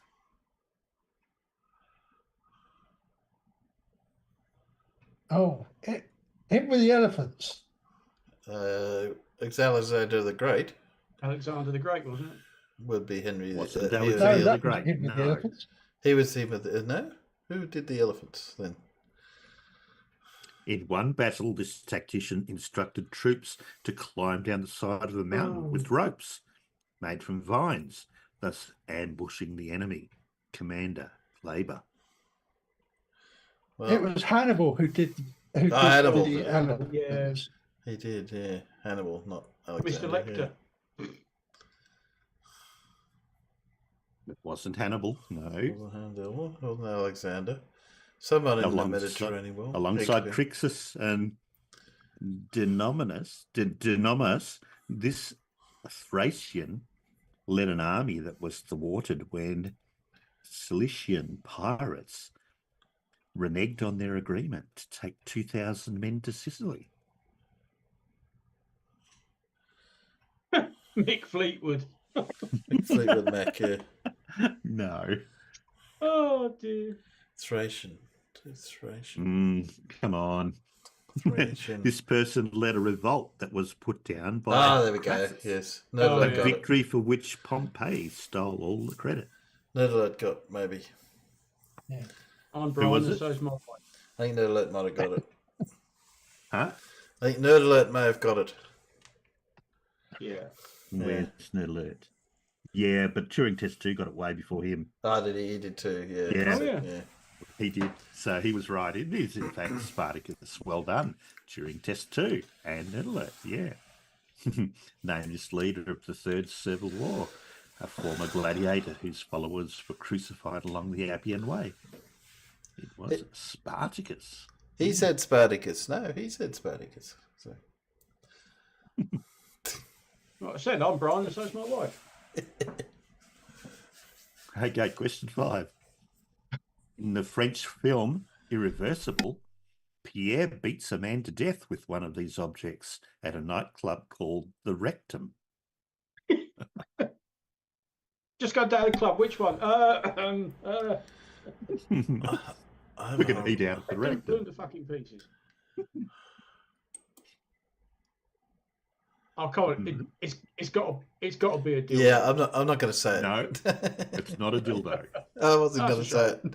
In Joe Dirt, the witness protection mobster turned janitor, Clem, looks at one of these objects and threatens to stab it in the face with a soldering iron. Joe Dirt. Joe Dirt. I might have only seen that once. I don't know that one. I don't know it well enough.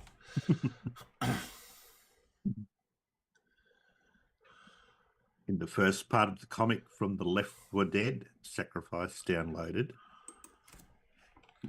Lewis bashes a zombie with one of these objects. It could be anything. Could be, yeah. Not a rectal thermometer, no.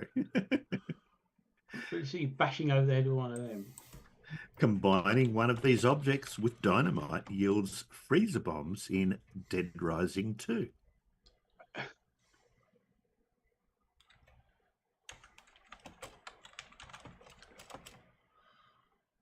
Not a pill bottle, not baseball bat, not an iron. Not an iron, not My Little Pony. Back with nails, now you're thinking of Walking Dead. Yeah, I'm thinking so many things. Creek basketball star helped his team snap a 13-game playoff losing streak after returning from an encounter with one of these objects after Game 2 of 2012. Are you just saying it? Is it just a zombie? You're just saying it's a zombie? No, it's not a zombie. It's not a bat with nails. In Skyfall, James Bond smokes up a committee room by shooting these objects, one of which caused Amare Stoudemire to lacerate his hand when he punched it. Oh, God, now I'm trying to remember the bloody film. And I can't remember that bit. What the fuck was it? Oh, yeah, they're right. Yeah, it's a fire extinguisher. Yeah, they got it right. Name this device that sprays a grey flurry when stop, drop and roll goes wrong. Okay. It is indeed a fire extinguisher. Well done. All right. Yeah. Oh. Okay, Yep. Question 6. The many forms of this process were the subject of 2 1957 papers, one by A.G.W. Cameron and the other a massive 100-page compendium known as B2FH. What is this process? Come on, I'm expecting the nerds out there to get this one quickly. An excellent cosmochronometer is made by one type of this process, cosmic ray spallation in the interstellar medium. Cosmic ray spallation. Good grief. Yes, exactly. Oh, we got a word I've never used in my life. Nucleosynthesis. And Live Wells comes in with this one. Well done, Clive. I'm not surprised I didn't know that one. Bloody hell. It is indeed nucleosynthesis, yes. Yeah, of course. The rest of your clues work. The upper bound for the photon to baryon ratio obtained from one type of this process constrains the baryonic contribution to the present matter density. Types of it include the S and R processes. One of the first hints that stars could perform this process came from the detection of technetium in red giants. The alpha beta gamma or alpha beta Gamov paper proposed that this process occurred shortly after the Big Bang. Name this process in which heavier elements are created from lighter elements. That should have given it away. It is indeed nucleosynthesis. There you go. Question 7. One form of this phenomenon occurs when electrons absorb and re-emit X-rays with an energy close to that of their nuclear binding energy.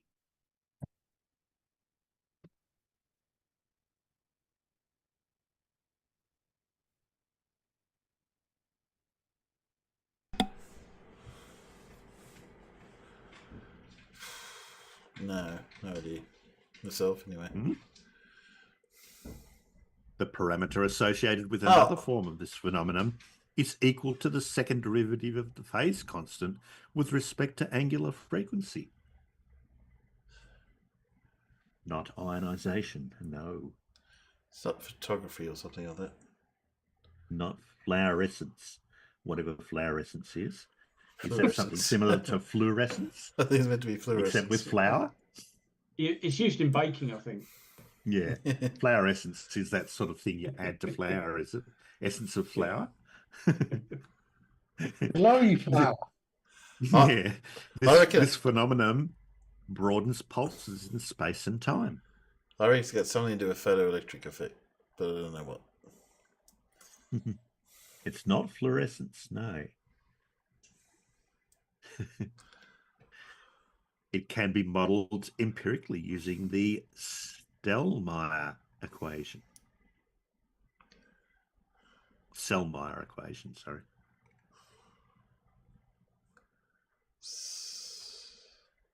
Ooh. One measure of this phenomenon puts glasses into categories of crowns at high numbers and flints at low numbers, and is the V or AB number.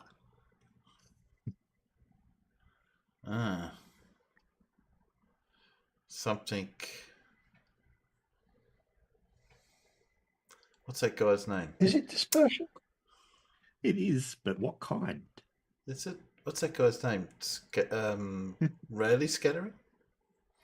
This phenomenon is the source of chromatic aberrations. Chromatic aberration, no. Explosive laxatives. Name this phenomenon in which a material's index of refraction is dependent on the wavelength of incident light, which allows prisms to separate the constituents of white light. You're right, it's dispersion, but it's a particular type of dispersion called chromatic dispersion. Chromatic dispersion. No. That's Pink Floyd dispersion. Pink Floyd. Yeah. Yeah.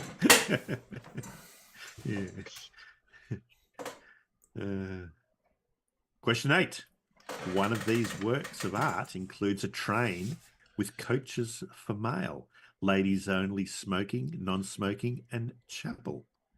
What are these works of art?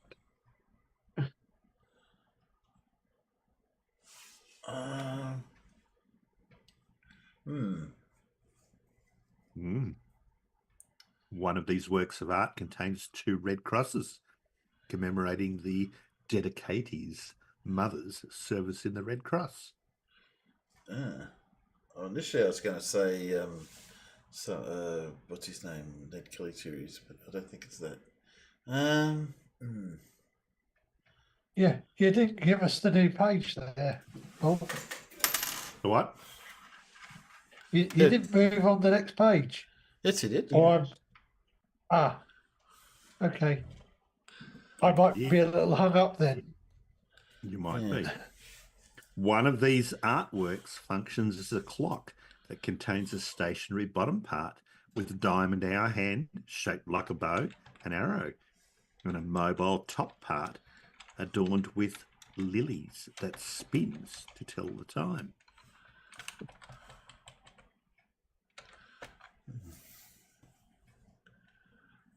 It's not something bizarre like a Fabergé egg, is it? Oh, Farmer's Boy, you've done it. Yes. Thank you very much. It is a Fabergé egg, yeah. Because they are works of art. I'm thinking it's not a painting, it's something physical. Something. Yeah. So I was trying to get, but you got there long before I did. The Red Cross one threw me though. Yeah.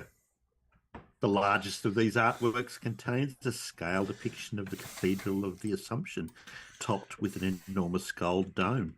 Sits on a white onyx plinth and plays the cherubim hymn.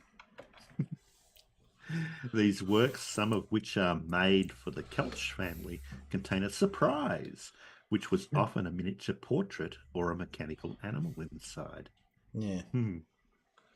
Name these Easter gifts given to the Russian Tsars by a namesake family of jewelers. They are indeed the Fabergé eggs. Yeah. I'm glad I got at least one today. Well, there you go. That'll do for me. Question 9.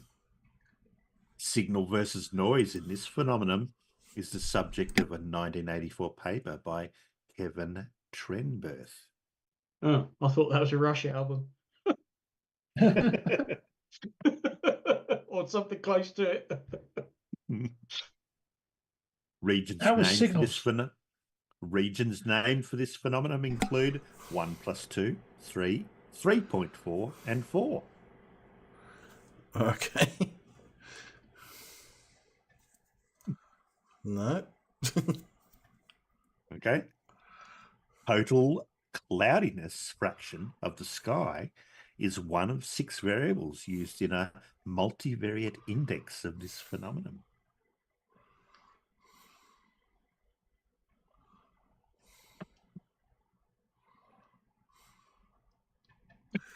Fleetwood Zeppelin. Fleetwood Zeppelin. Fleetwood Zeppelin. Fleetwood Zeppelin. Now that would be something worth listening to.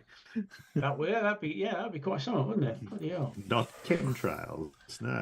With the redefinition of the criteria for this phenomenon in 2003, a similar but different or Modoki form of it was discovered. It's not ringing any bells. I thought that Turing test, but no. Well, I could be wrong. Maybe that's what it is. Well, you would have been right, because Turing test is indeed right. Oh, there you go. But I was actually thinking of the actual name for it. Yeah. Due to the associated increase in vertical wind shear, this phenomenon can depress the formation of Atlantic hurricanes. I don't know what it's called. You don't know what it's called? Well, I probably do. On. Its atmospheric component is evaluated using the air pressure difference between Tahiti and Darwin. It's caused by weekend Walker circulation.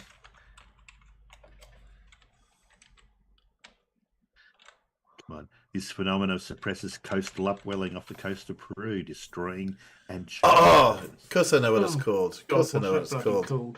El Nino. El Nino. El Nino is the one. Yes. Of course I know what it's called. Name this phenomenon that causes a rise in surface temperature in the eastern equatorial Pacific, and whose name comes from the Spanish for little boy. El Nino. Of course, yeah. That's the one.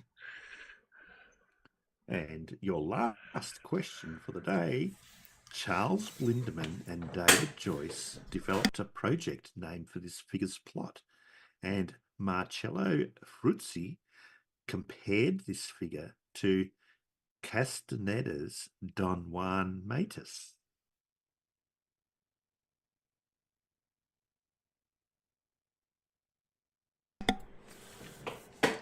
Don Juan Matus.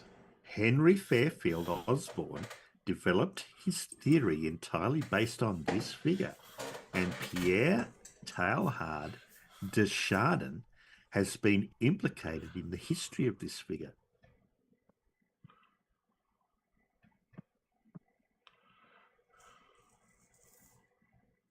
Merlin.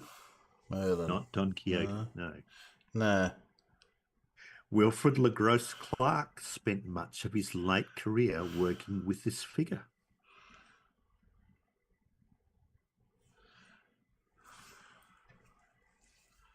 Joseph Weiner realised that this figure's teeth had been actually filed down at the same time that Kenneth Oakley's fluorine-based tests revealed that different parts of this figure came from different time periods. Piltdown Man. Piltdown Man is the one, Alan. That's the one. Well done. Yeah. That's the one. Yeah. During test 2 got it out. He got it out about the same time. Yeah. He did indeed. Yeah. Named this figure, presented to the world by Charles Dawson, whose skull was actually just a human skull appended to orangutan jaws. Oh, dear.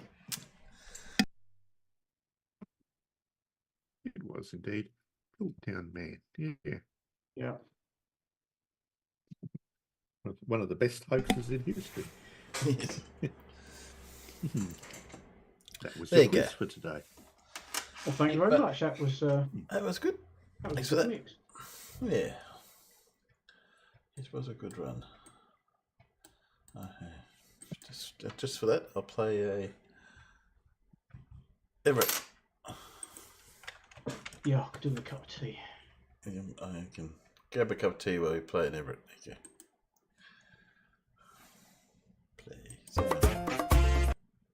Start forgetting.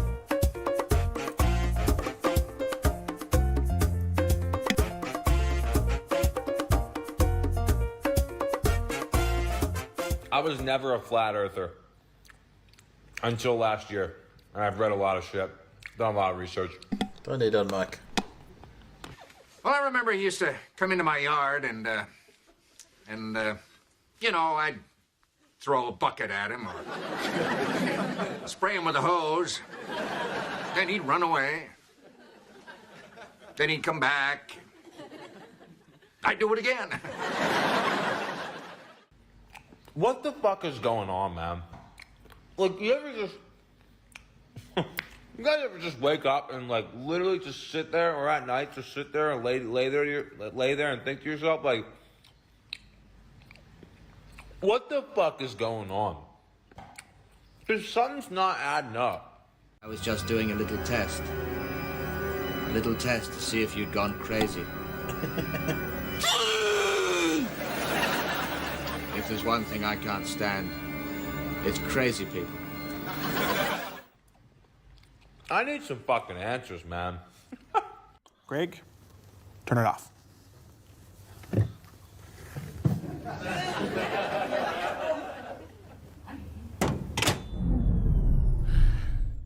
I want you guys to search NASA fake footage on TikTok. Just see what comes up. There's videos that will blow your mind. And so once you realize that NASA is a complete hoax and that we've never been to space. Him you brainwashed? What he got that I don't have?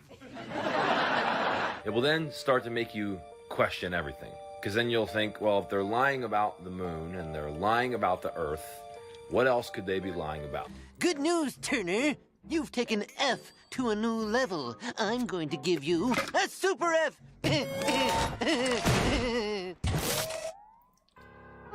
And that's where it all begins, my friends. That's how you're going to wake up and become more aware of what the fuck is going on in this world we live in. this globe. Oh, merciful heavens, won't somebody please shoot me? Somebody please just put a bullet to the old bee's head. Fucking never been to fucking space. It's not even real. They film everything in pools, man. I'm telling you. They film everything in underwater pools with the green screen effect. Just go look. Oh, no, but thanks for the invite. All right, someone explain this to me. You see these two rainbows here, all right? Which are coming from the reflection of this corner and this corner of the glass. This, Chris. This is why we got up at 5 a.m. and drove 90 miles to be here. Just like this one is here as well, coming from that corner, as well as this one coming from that corner. Wow. Well, okay, enjoy the casserole. So when we see a rainbow outside in the sky, shaped like this,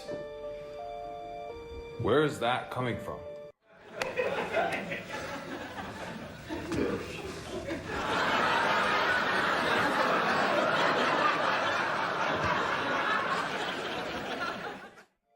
The only explanation would be if we were to have some form of rounded glass structure above us. He's gone bananas. You loony! Loony! Now let me get the loony!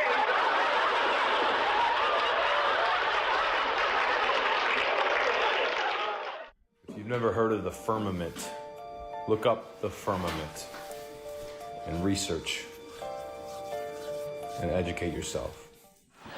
My robot programming prohibits me from harming humans, but I am starting to wonder if this circuitry could not be bypassed somehow.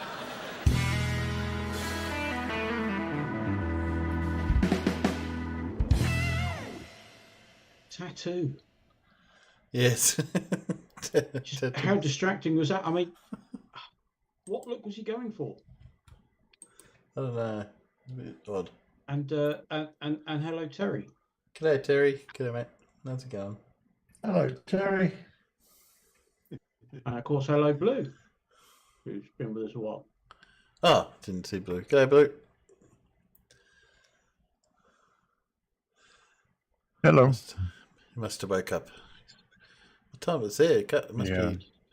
I was on mute. Yeah, mute. I was going to say, it must be getting almost close to mid-morning. Yeah, it is. Yeah. 2 o'clock in the afternoon here. Yes. Oh, have I got anything else worth watching? No, I've got Leo. Hello, Judy.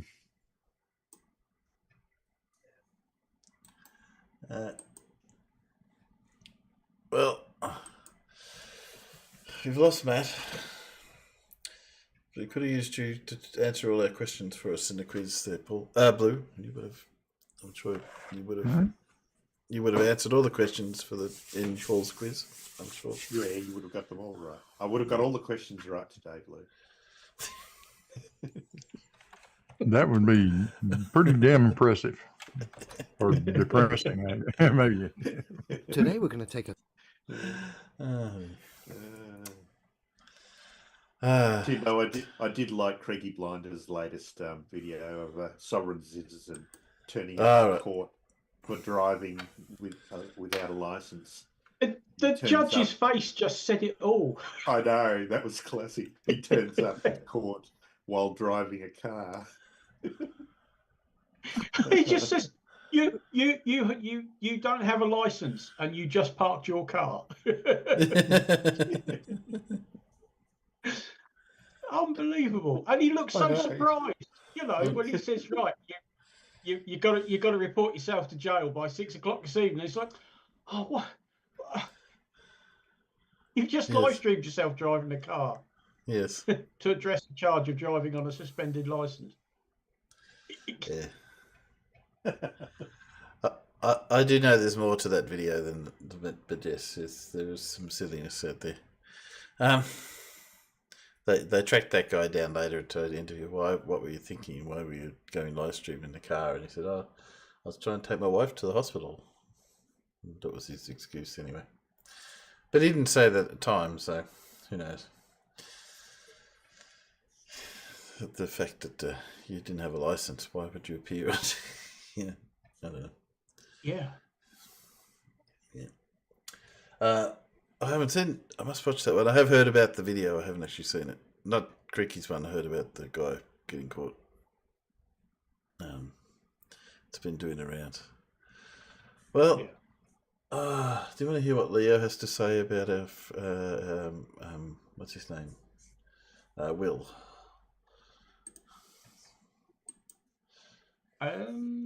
What do you reckon? It's going to be for or against? If I said no, would it make any difference? No, it wouldn't make any difference. It would just be, okay, that's been a good show. I'm glad you all come. Time to go. Well, I've got Leo. What else have I got? Let's do it then. Yeah. I've got that's the final one. Everett. I got Toon.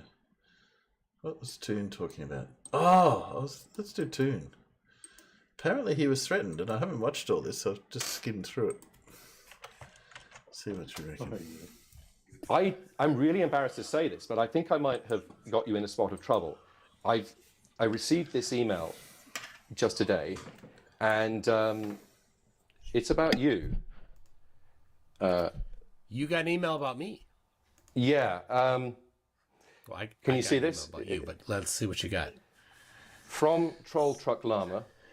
In a matter of days, we will own your name and channel on YouTube. You are done there, and these things cannot be reversed. Right now, we are covering your territories with posters of you, and will turn every migrant on you.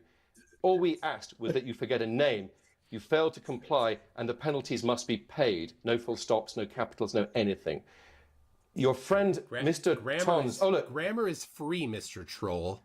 Well, they capitalized your name. Your friend, Mr. Tom, I assume that's your name, personal info, will be published on another 1,000 YouTube channels should you fail to comply in 24 hours, and another 10,000 accounts within 72 hours. You and your friends will spend every minute of every day searching your names, and reporting your content will become secondary and far less important to your daily tasks, and you will fear going outside. I mean, I live in London anyway, so the weather's pretty shitty here. You should talk to your friend. Now he has been warned about you. Let him know that you have decided to move on, or we will make him turn on you. So he's going to make you turn on me, and he will blame you for his personal info being released. To every nutty, crazy, flat earth retard we can wind. So this is weird, because he's saying he can publish it. Wait. He's publishing it on 1,000. Is he a flat earther? The flat earthers are retards. Can you make sure that's pixelated there? Yeah, are those your actual details? Well, I live in Minnesota. Michael, that's your name. And there's another detail here. Look, it says relatives, mother, fathers, sisters, brothers, and spouse. How the hell did they know that I have? You've got all of those, haven't you? I do. Yeah. I have. In fact, I have siblings, I have a spouse, and they've identified that I have those things. I got an email too. And I think it's pretty similar. So hold on, let me show it. Here you go. Similarly, from Troll Truck Llama, same guy, says your friend Reynard was warned. We only warn once. And then he says he should forget a name. We can publish your info. That's my info. Because of you, on 10,000 accounts on YouTube, and wind up every freak near you. Talk to your friend. Now you have been warned, Mr. Tan. So, and then again, this looks like the same information. And again, has identified. Yeah. Well, I mean, yeah. And again, at the bottom there, have properly identified that I have a mother and a father. So, I responded. I responded to that saying, I'm unclear what you're asking. And then the response was, I'll just read it. It said, ask your boyfriend, Raynard. Now, we're not, just so you know, people, we're not a thing. We should probably clarify that. I mean, I'm my wife. I mean, if I was gay, I'm good there. Michael, if I was gay, you'd probably be the kind of guy you could pull better. No, you could pull better. I think you've got I mean, you're rugged. You've got good looks. You're an outdoorsy kind of guy. You've got a sweet RV. Look, now I'm not saying that I'm not gay. If I was gay, I consider myself lucky if I could. But just this may surprise many of the viewers of the show. We're not actually in a relationship. We do have entirely separate relationships. And if any of you are working on a sort of like slash fiction involving MC Toon and myself, in which fictionalized versions of ourselves are sort of shipped together in some kind of torrid sexual encounter, that however implausible. Like I'm into that. If do it, right? Finish writing it, send it to me, I'll read it. But I just want everyone to be clear that that's not the actual basis of our relationship. MC Toon and I are absolutely not like that. We don't even live in the same country. We haven't actually physically met one another ever, despite our lives intertwined in various bizarre ways. That's just it's just non-sexual. And if everyone's clear on that, we can move on. Yeah. Let's finish reading. It says, erase and forget the name. Whatever the name is. This info will be published on every Flat Earth video and website. I don't know how this person is going to control every Flat Earth video. In 24 hours, so just be quick, erase and forget. So is this guy a Flat Earther? Are there even, like... That has... It doesn't make sense. Has this kind of pull of Flat Earthers, right? Earth? Like, who would have that much sway in the world of Flat Earth? And some I don't know. Santos? No, I don't think it could be Santos. He only there's only like 3 other Flat Earthers that don't hate him. What about so no, I don't think it could be him. That millionaire guy who produced the Texan millionaire Flat Earther? Could it be him? The one who was in that Flat Earth that millionaire? Flat Earth documentary. Yeah, but you didn't anger him. No, you're right. The only Flat Earther you've really done anything. The only thing you've really done anything with was Simon Perry, right? Yeah, and I've met Cy Parry. He knows where I perform comedy shows, and I got to say, as much as I disagree with Cy Parry, he's too good-natured. He's not the sort of person, if he was annoyed with me, that he would issue this kind of threat. I mean, I wouldn't put the lack of grammar and punctuation past him, but yeah, the threats wouldn't be him. Cy Parry, apparently, before he became a Flat Earther, was a chartered accountant, so he claims. So I don't know. I think Cy Parry actually. No, this is not him. It's definitely not him. No. So it's probably, maybe it's not a Flat Earther. You really haven't done a lot. So what's the name of the lady that's Sally Bear? 5G. Yeah. Hot 5G in England and Ireland. No, she is.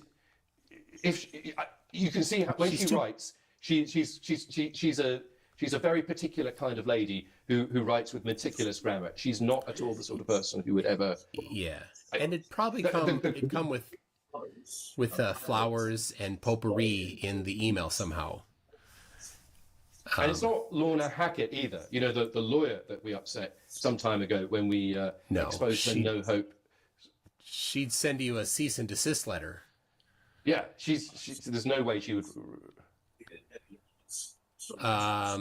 Okay.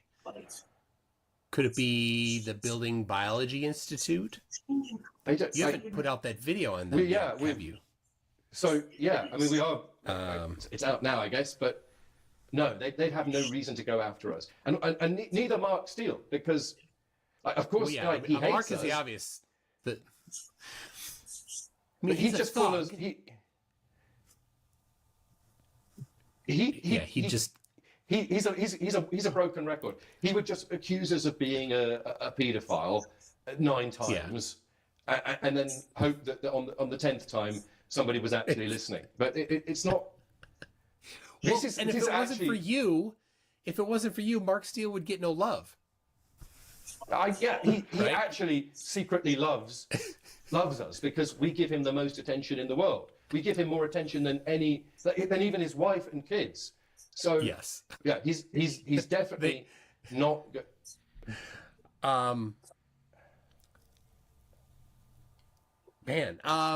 Who else is there? Professor Lakievich? What's Lackey? Well, I can't say it. If you've seen his website, it's similarly lacking in grammar. Yeah. But it's the sort of, I don't get that sort of threatening malice from Lackey. No. He kind of believes in karma and that, he'll probably send he might wish cast some mystic energy to disrupt your life force, but I don't think he'd send a threatening email. I've got one. You're not going to like it. I already don't. This is Simon Parkes. Simon Parkes, Connecting Consciousness. The man. How we accused of being a creepy alien botherer. Yeah, but how could he know about the research we're doing? I don't know. I mean, whatever it is, if it's Simon Parkes. So asking questions that you've been asking in the stuff I've been I don't think so. Well, it's literally it seems to be it seems to be the most credible to me, because who else other than Simon Parkes would be so coy about revealing their identity? The fact that they don't want us to say a thing, but they don't want to say who they are. Which is a sort of classic. It seems like a politician's move. So that makes sense. And sort of could be one of his lackeys that are doing it, and he's kind of put them up to it. Oh, it's not. It's not going to be Simon Parkes himself. He will have put somebody up to it. Look, can I just share just 2 more bits of evidence that I got? Oh, and sure. Yeah. When I was going through comments on Mind of Steel the other day, got this very strange message.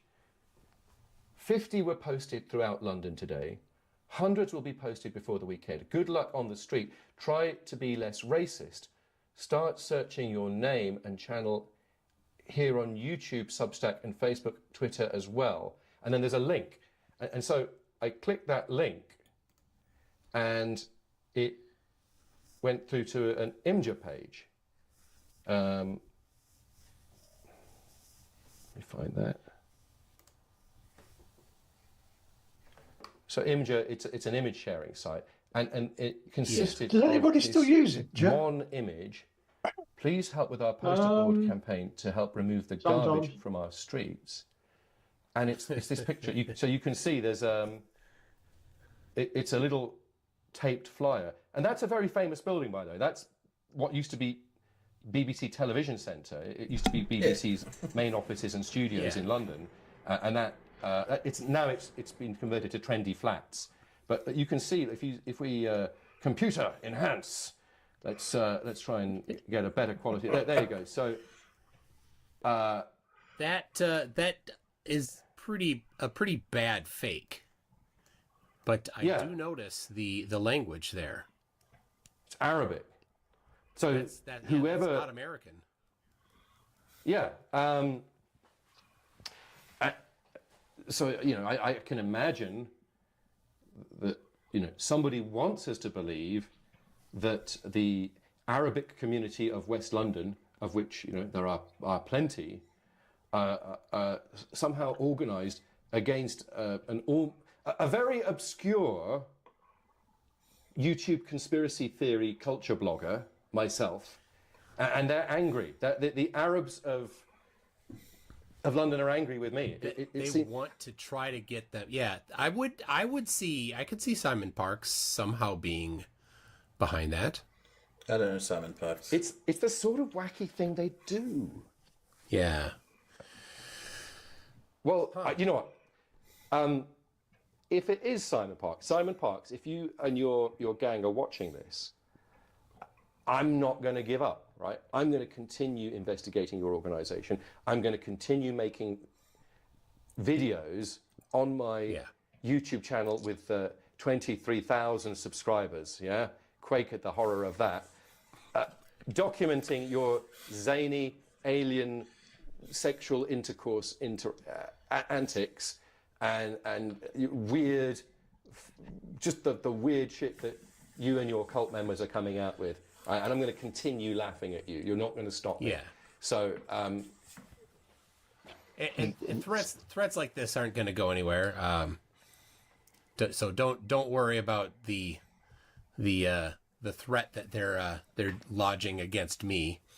I'm not concerned, but yeah, I'm sure, as all Americans are, you're armed. Well, an opportunity to bust out those that Glock. Yeah. Oh, so that's anyone who dares turn up to MC Toon's Mountain Fortress will regret the moment they decided to trespass. Don't you? Fortress of Solitude here. Yeah. So yeah, I'm not too worried about it. Don't concern yourself. Okay. But yeah, Simon Parks. Whatever. We know your game. You're not. Yeah. We're on to you, Simon Parks. Okay. Who's Simon Parks? I never heard of him. I have no idea. I have a feeling it's somebody he's about to drop videos on. All right. You think it's a bit of a probably promo?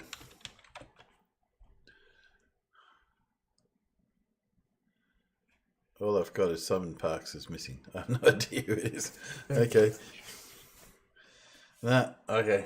Weird. Well, that's it, I think. I might call it a night. Terrence Howard. So no Leo then. Oh well, never mind.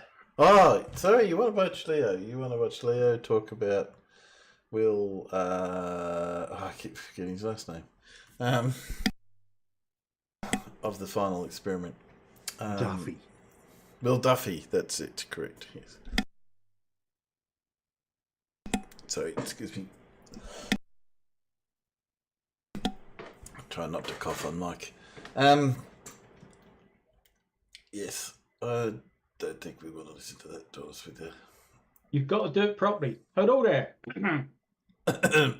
Yep. Hello. Yeah, I can't do the accent. My accent is just shocking. So it sort of switches between Scottish.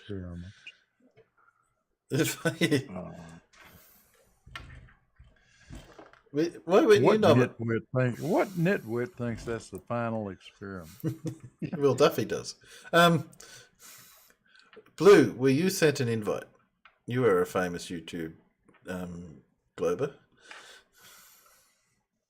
No, I was not. No, even not. I would like to know who the 25 were. Maybe I need to be on TikTok or. Oh Christ, who knows? But 25 globers, 25 flavors. It's a completely silly idea. There's something fishy about that whole thing.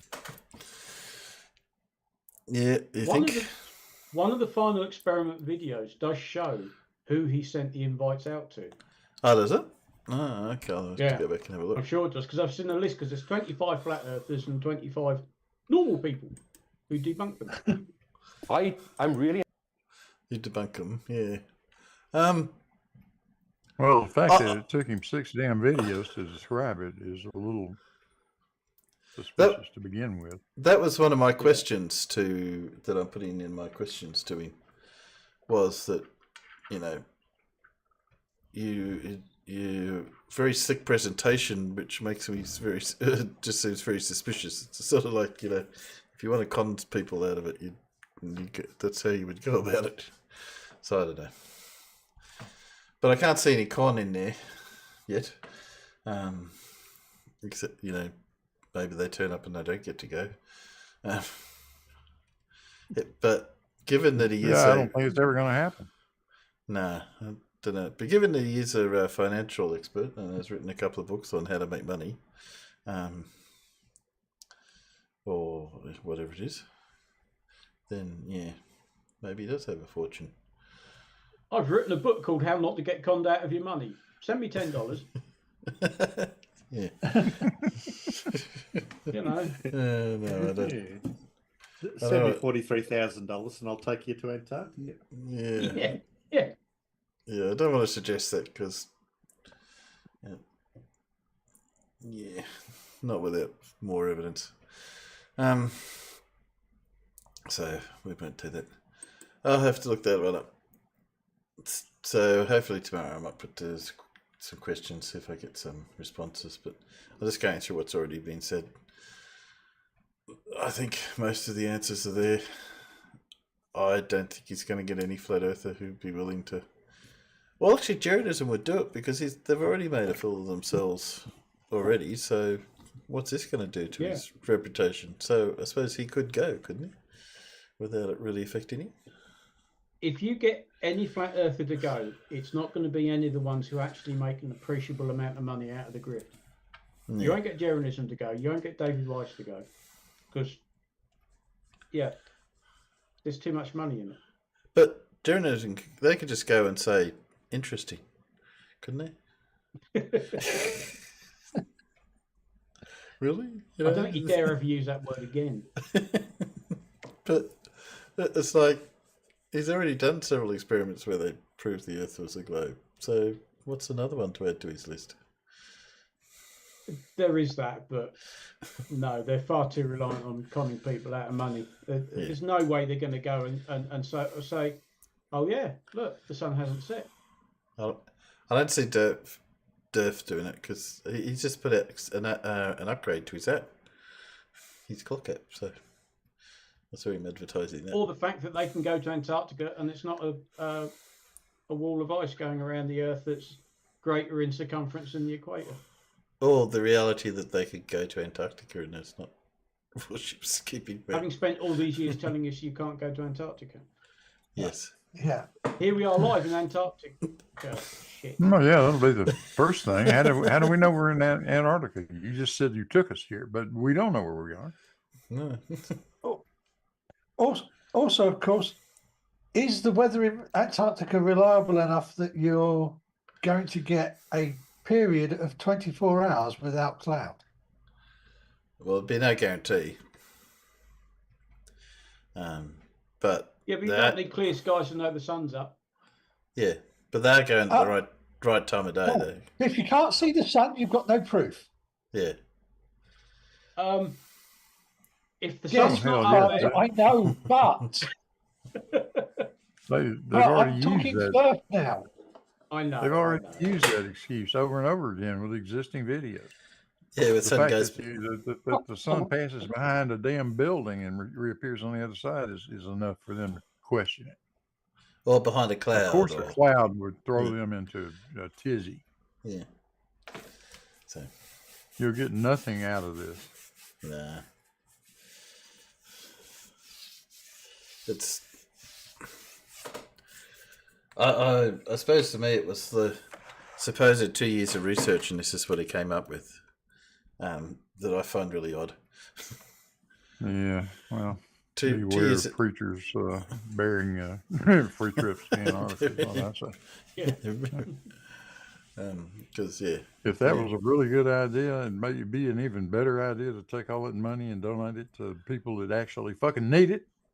Yeah, do something useful with it. Yeah. Yeah. Well. If I were one of the members of his church, I would be wanting to know exactly what in the fuck he's doing. Yeah. Well, you'd be very interested. Is it coming from church funds or his own? You know, it hasn't really. Actually, that's a good. Put that in my question list. Is that coming from your own? Is it coming from your own funds, personal funds, or is it a church deal? What's Matt got to say? No stream. Oh, no, that's all right. That's right, Matt. There is no stream tonight. Don't come. Matt was already here earlier. That's right. I just read the message late. Matt was asking me if there was a stream tonight. I just got the message. Oh, right. I'm just saying, yes, we are just about to stop the stream, so there's no stream tonight. Okay, guys, I'm going to head off. 11:30 here. I think we could live without seeing Leo. I don't think our lives would be any benefit of catching that, or CC for that matter. Anyway, I will head up. If you guys would like to say good night to the Peanuts.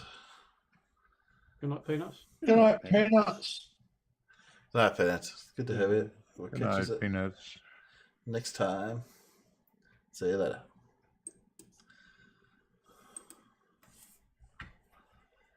And gone, according to that.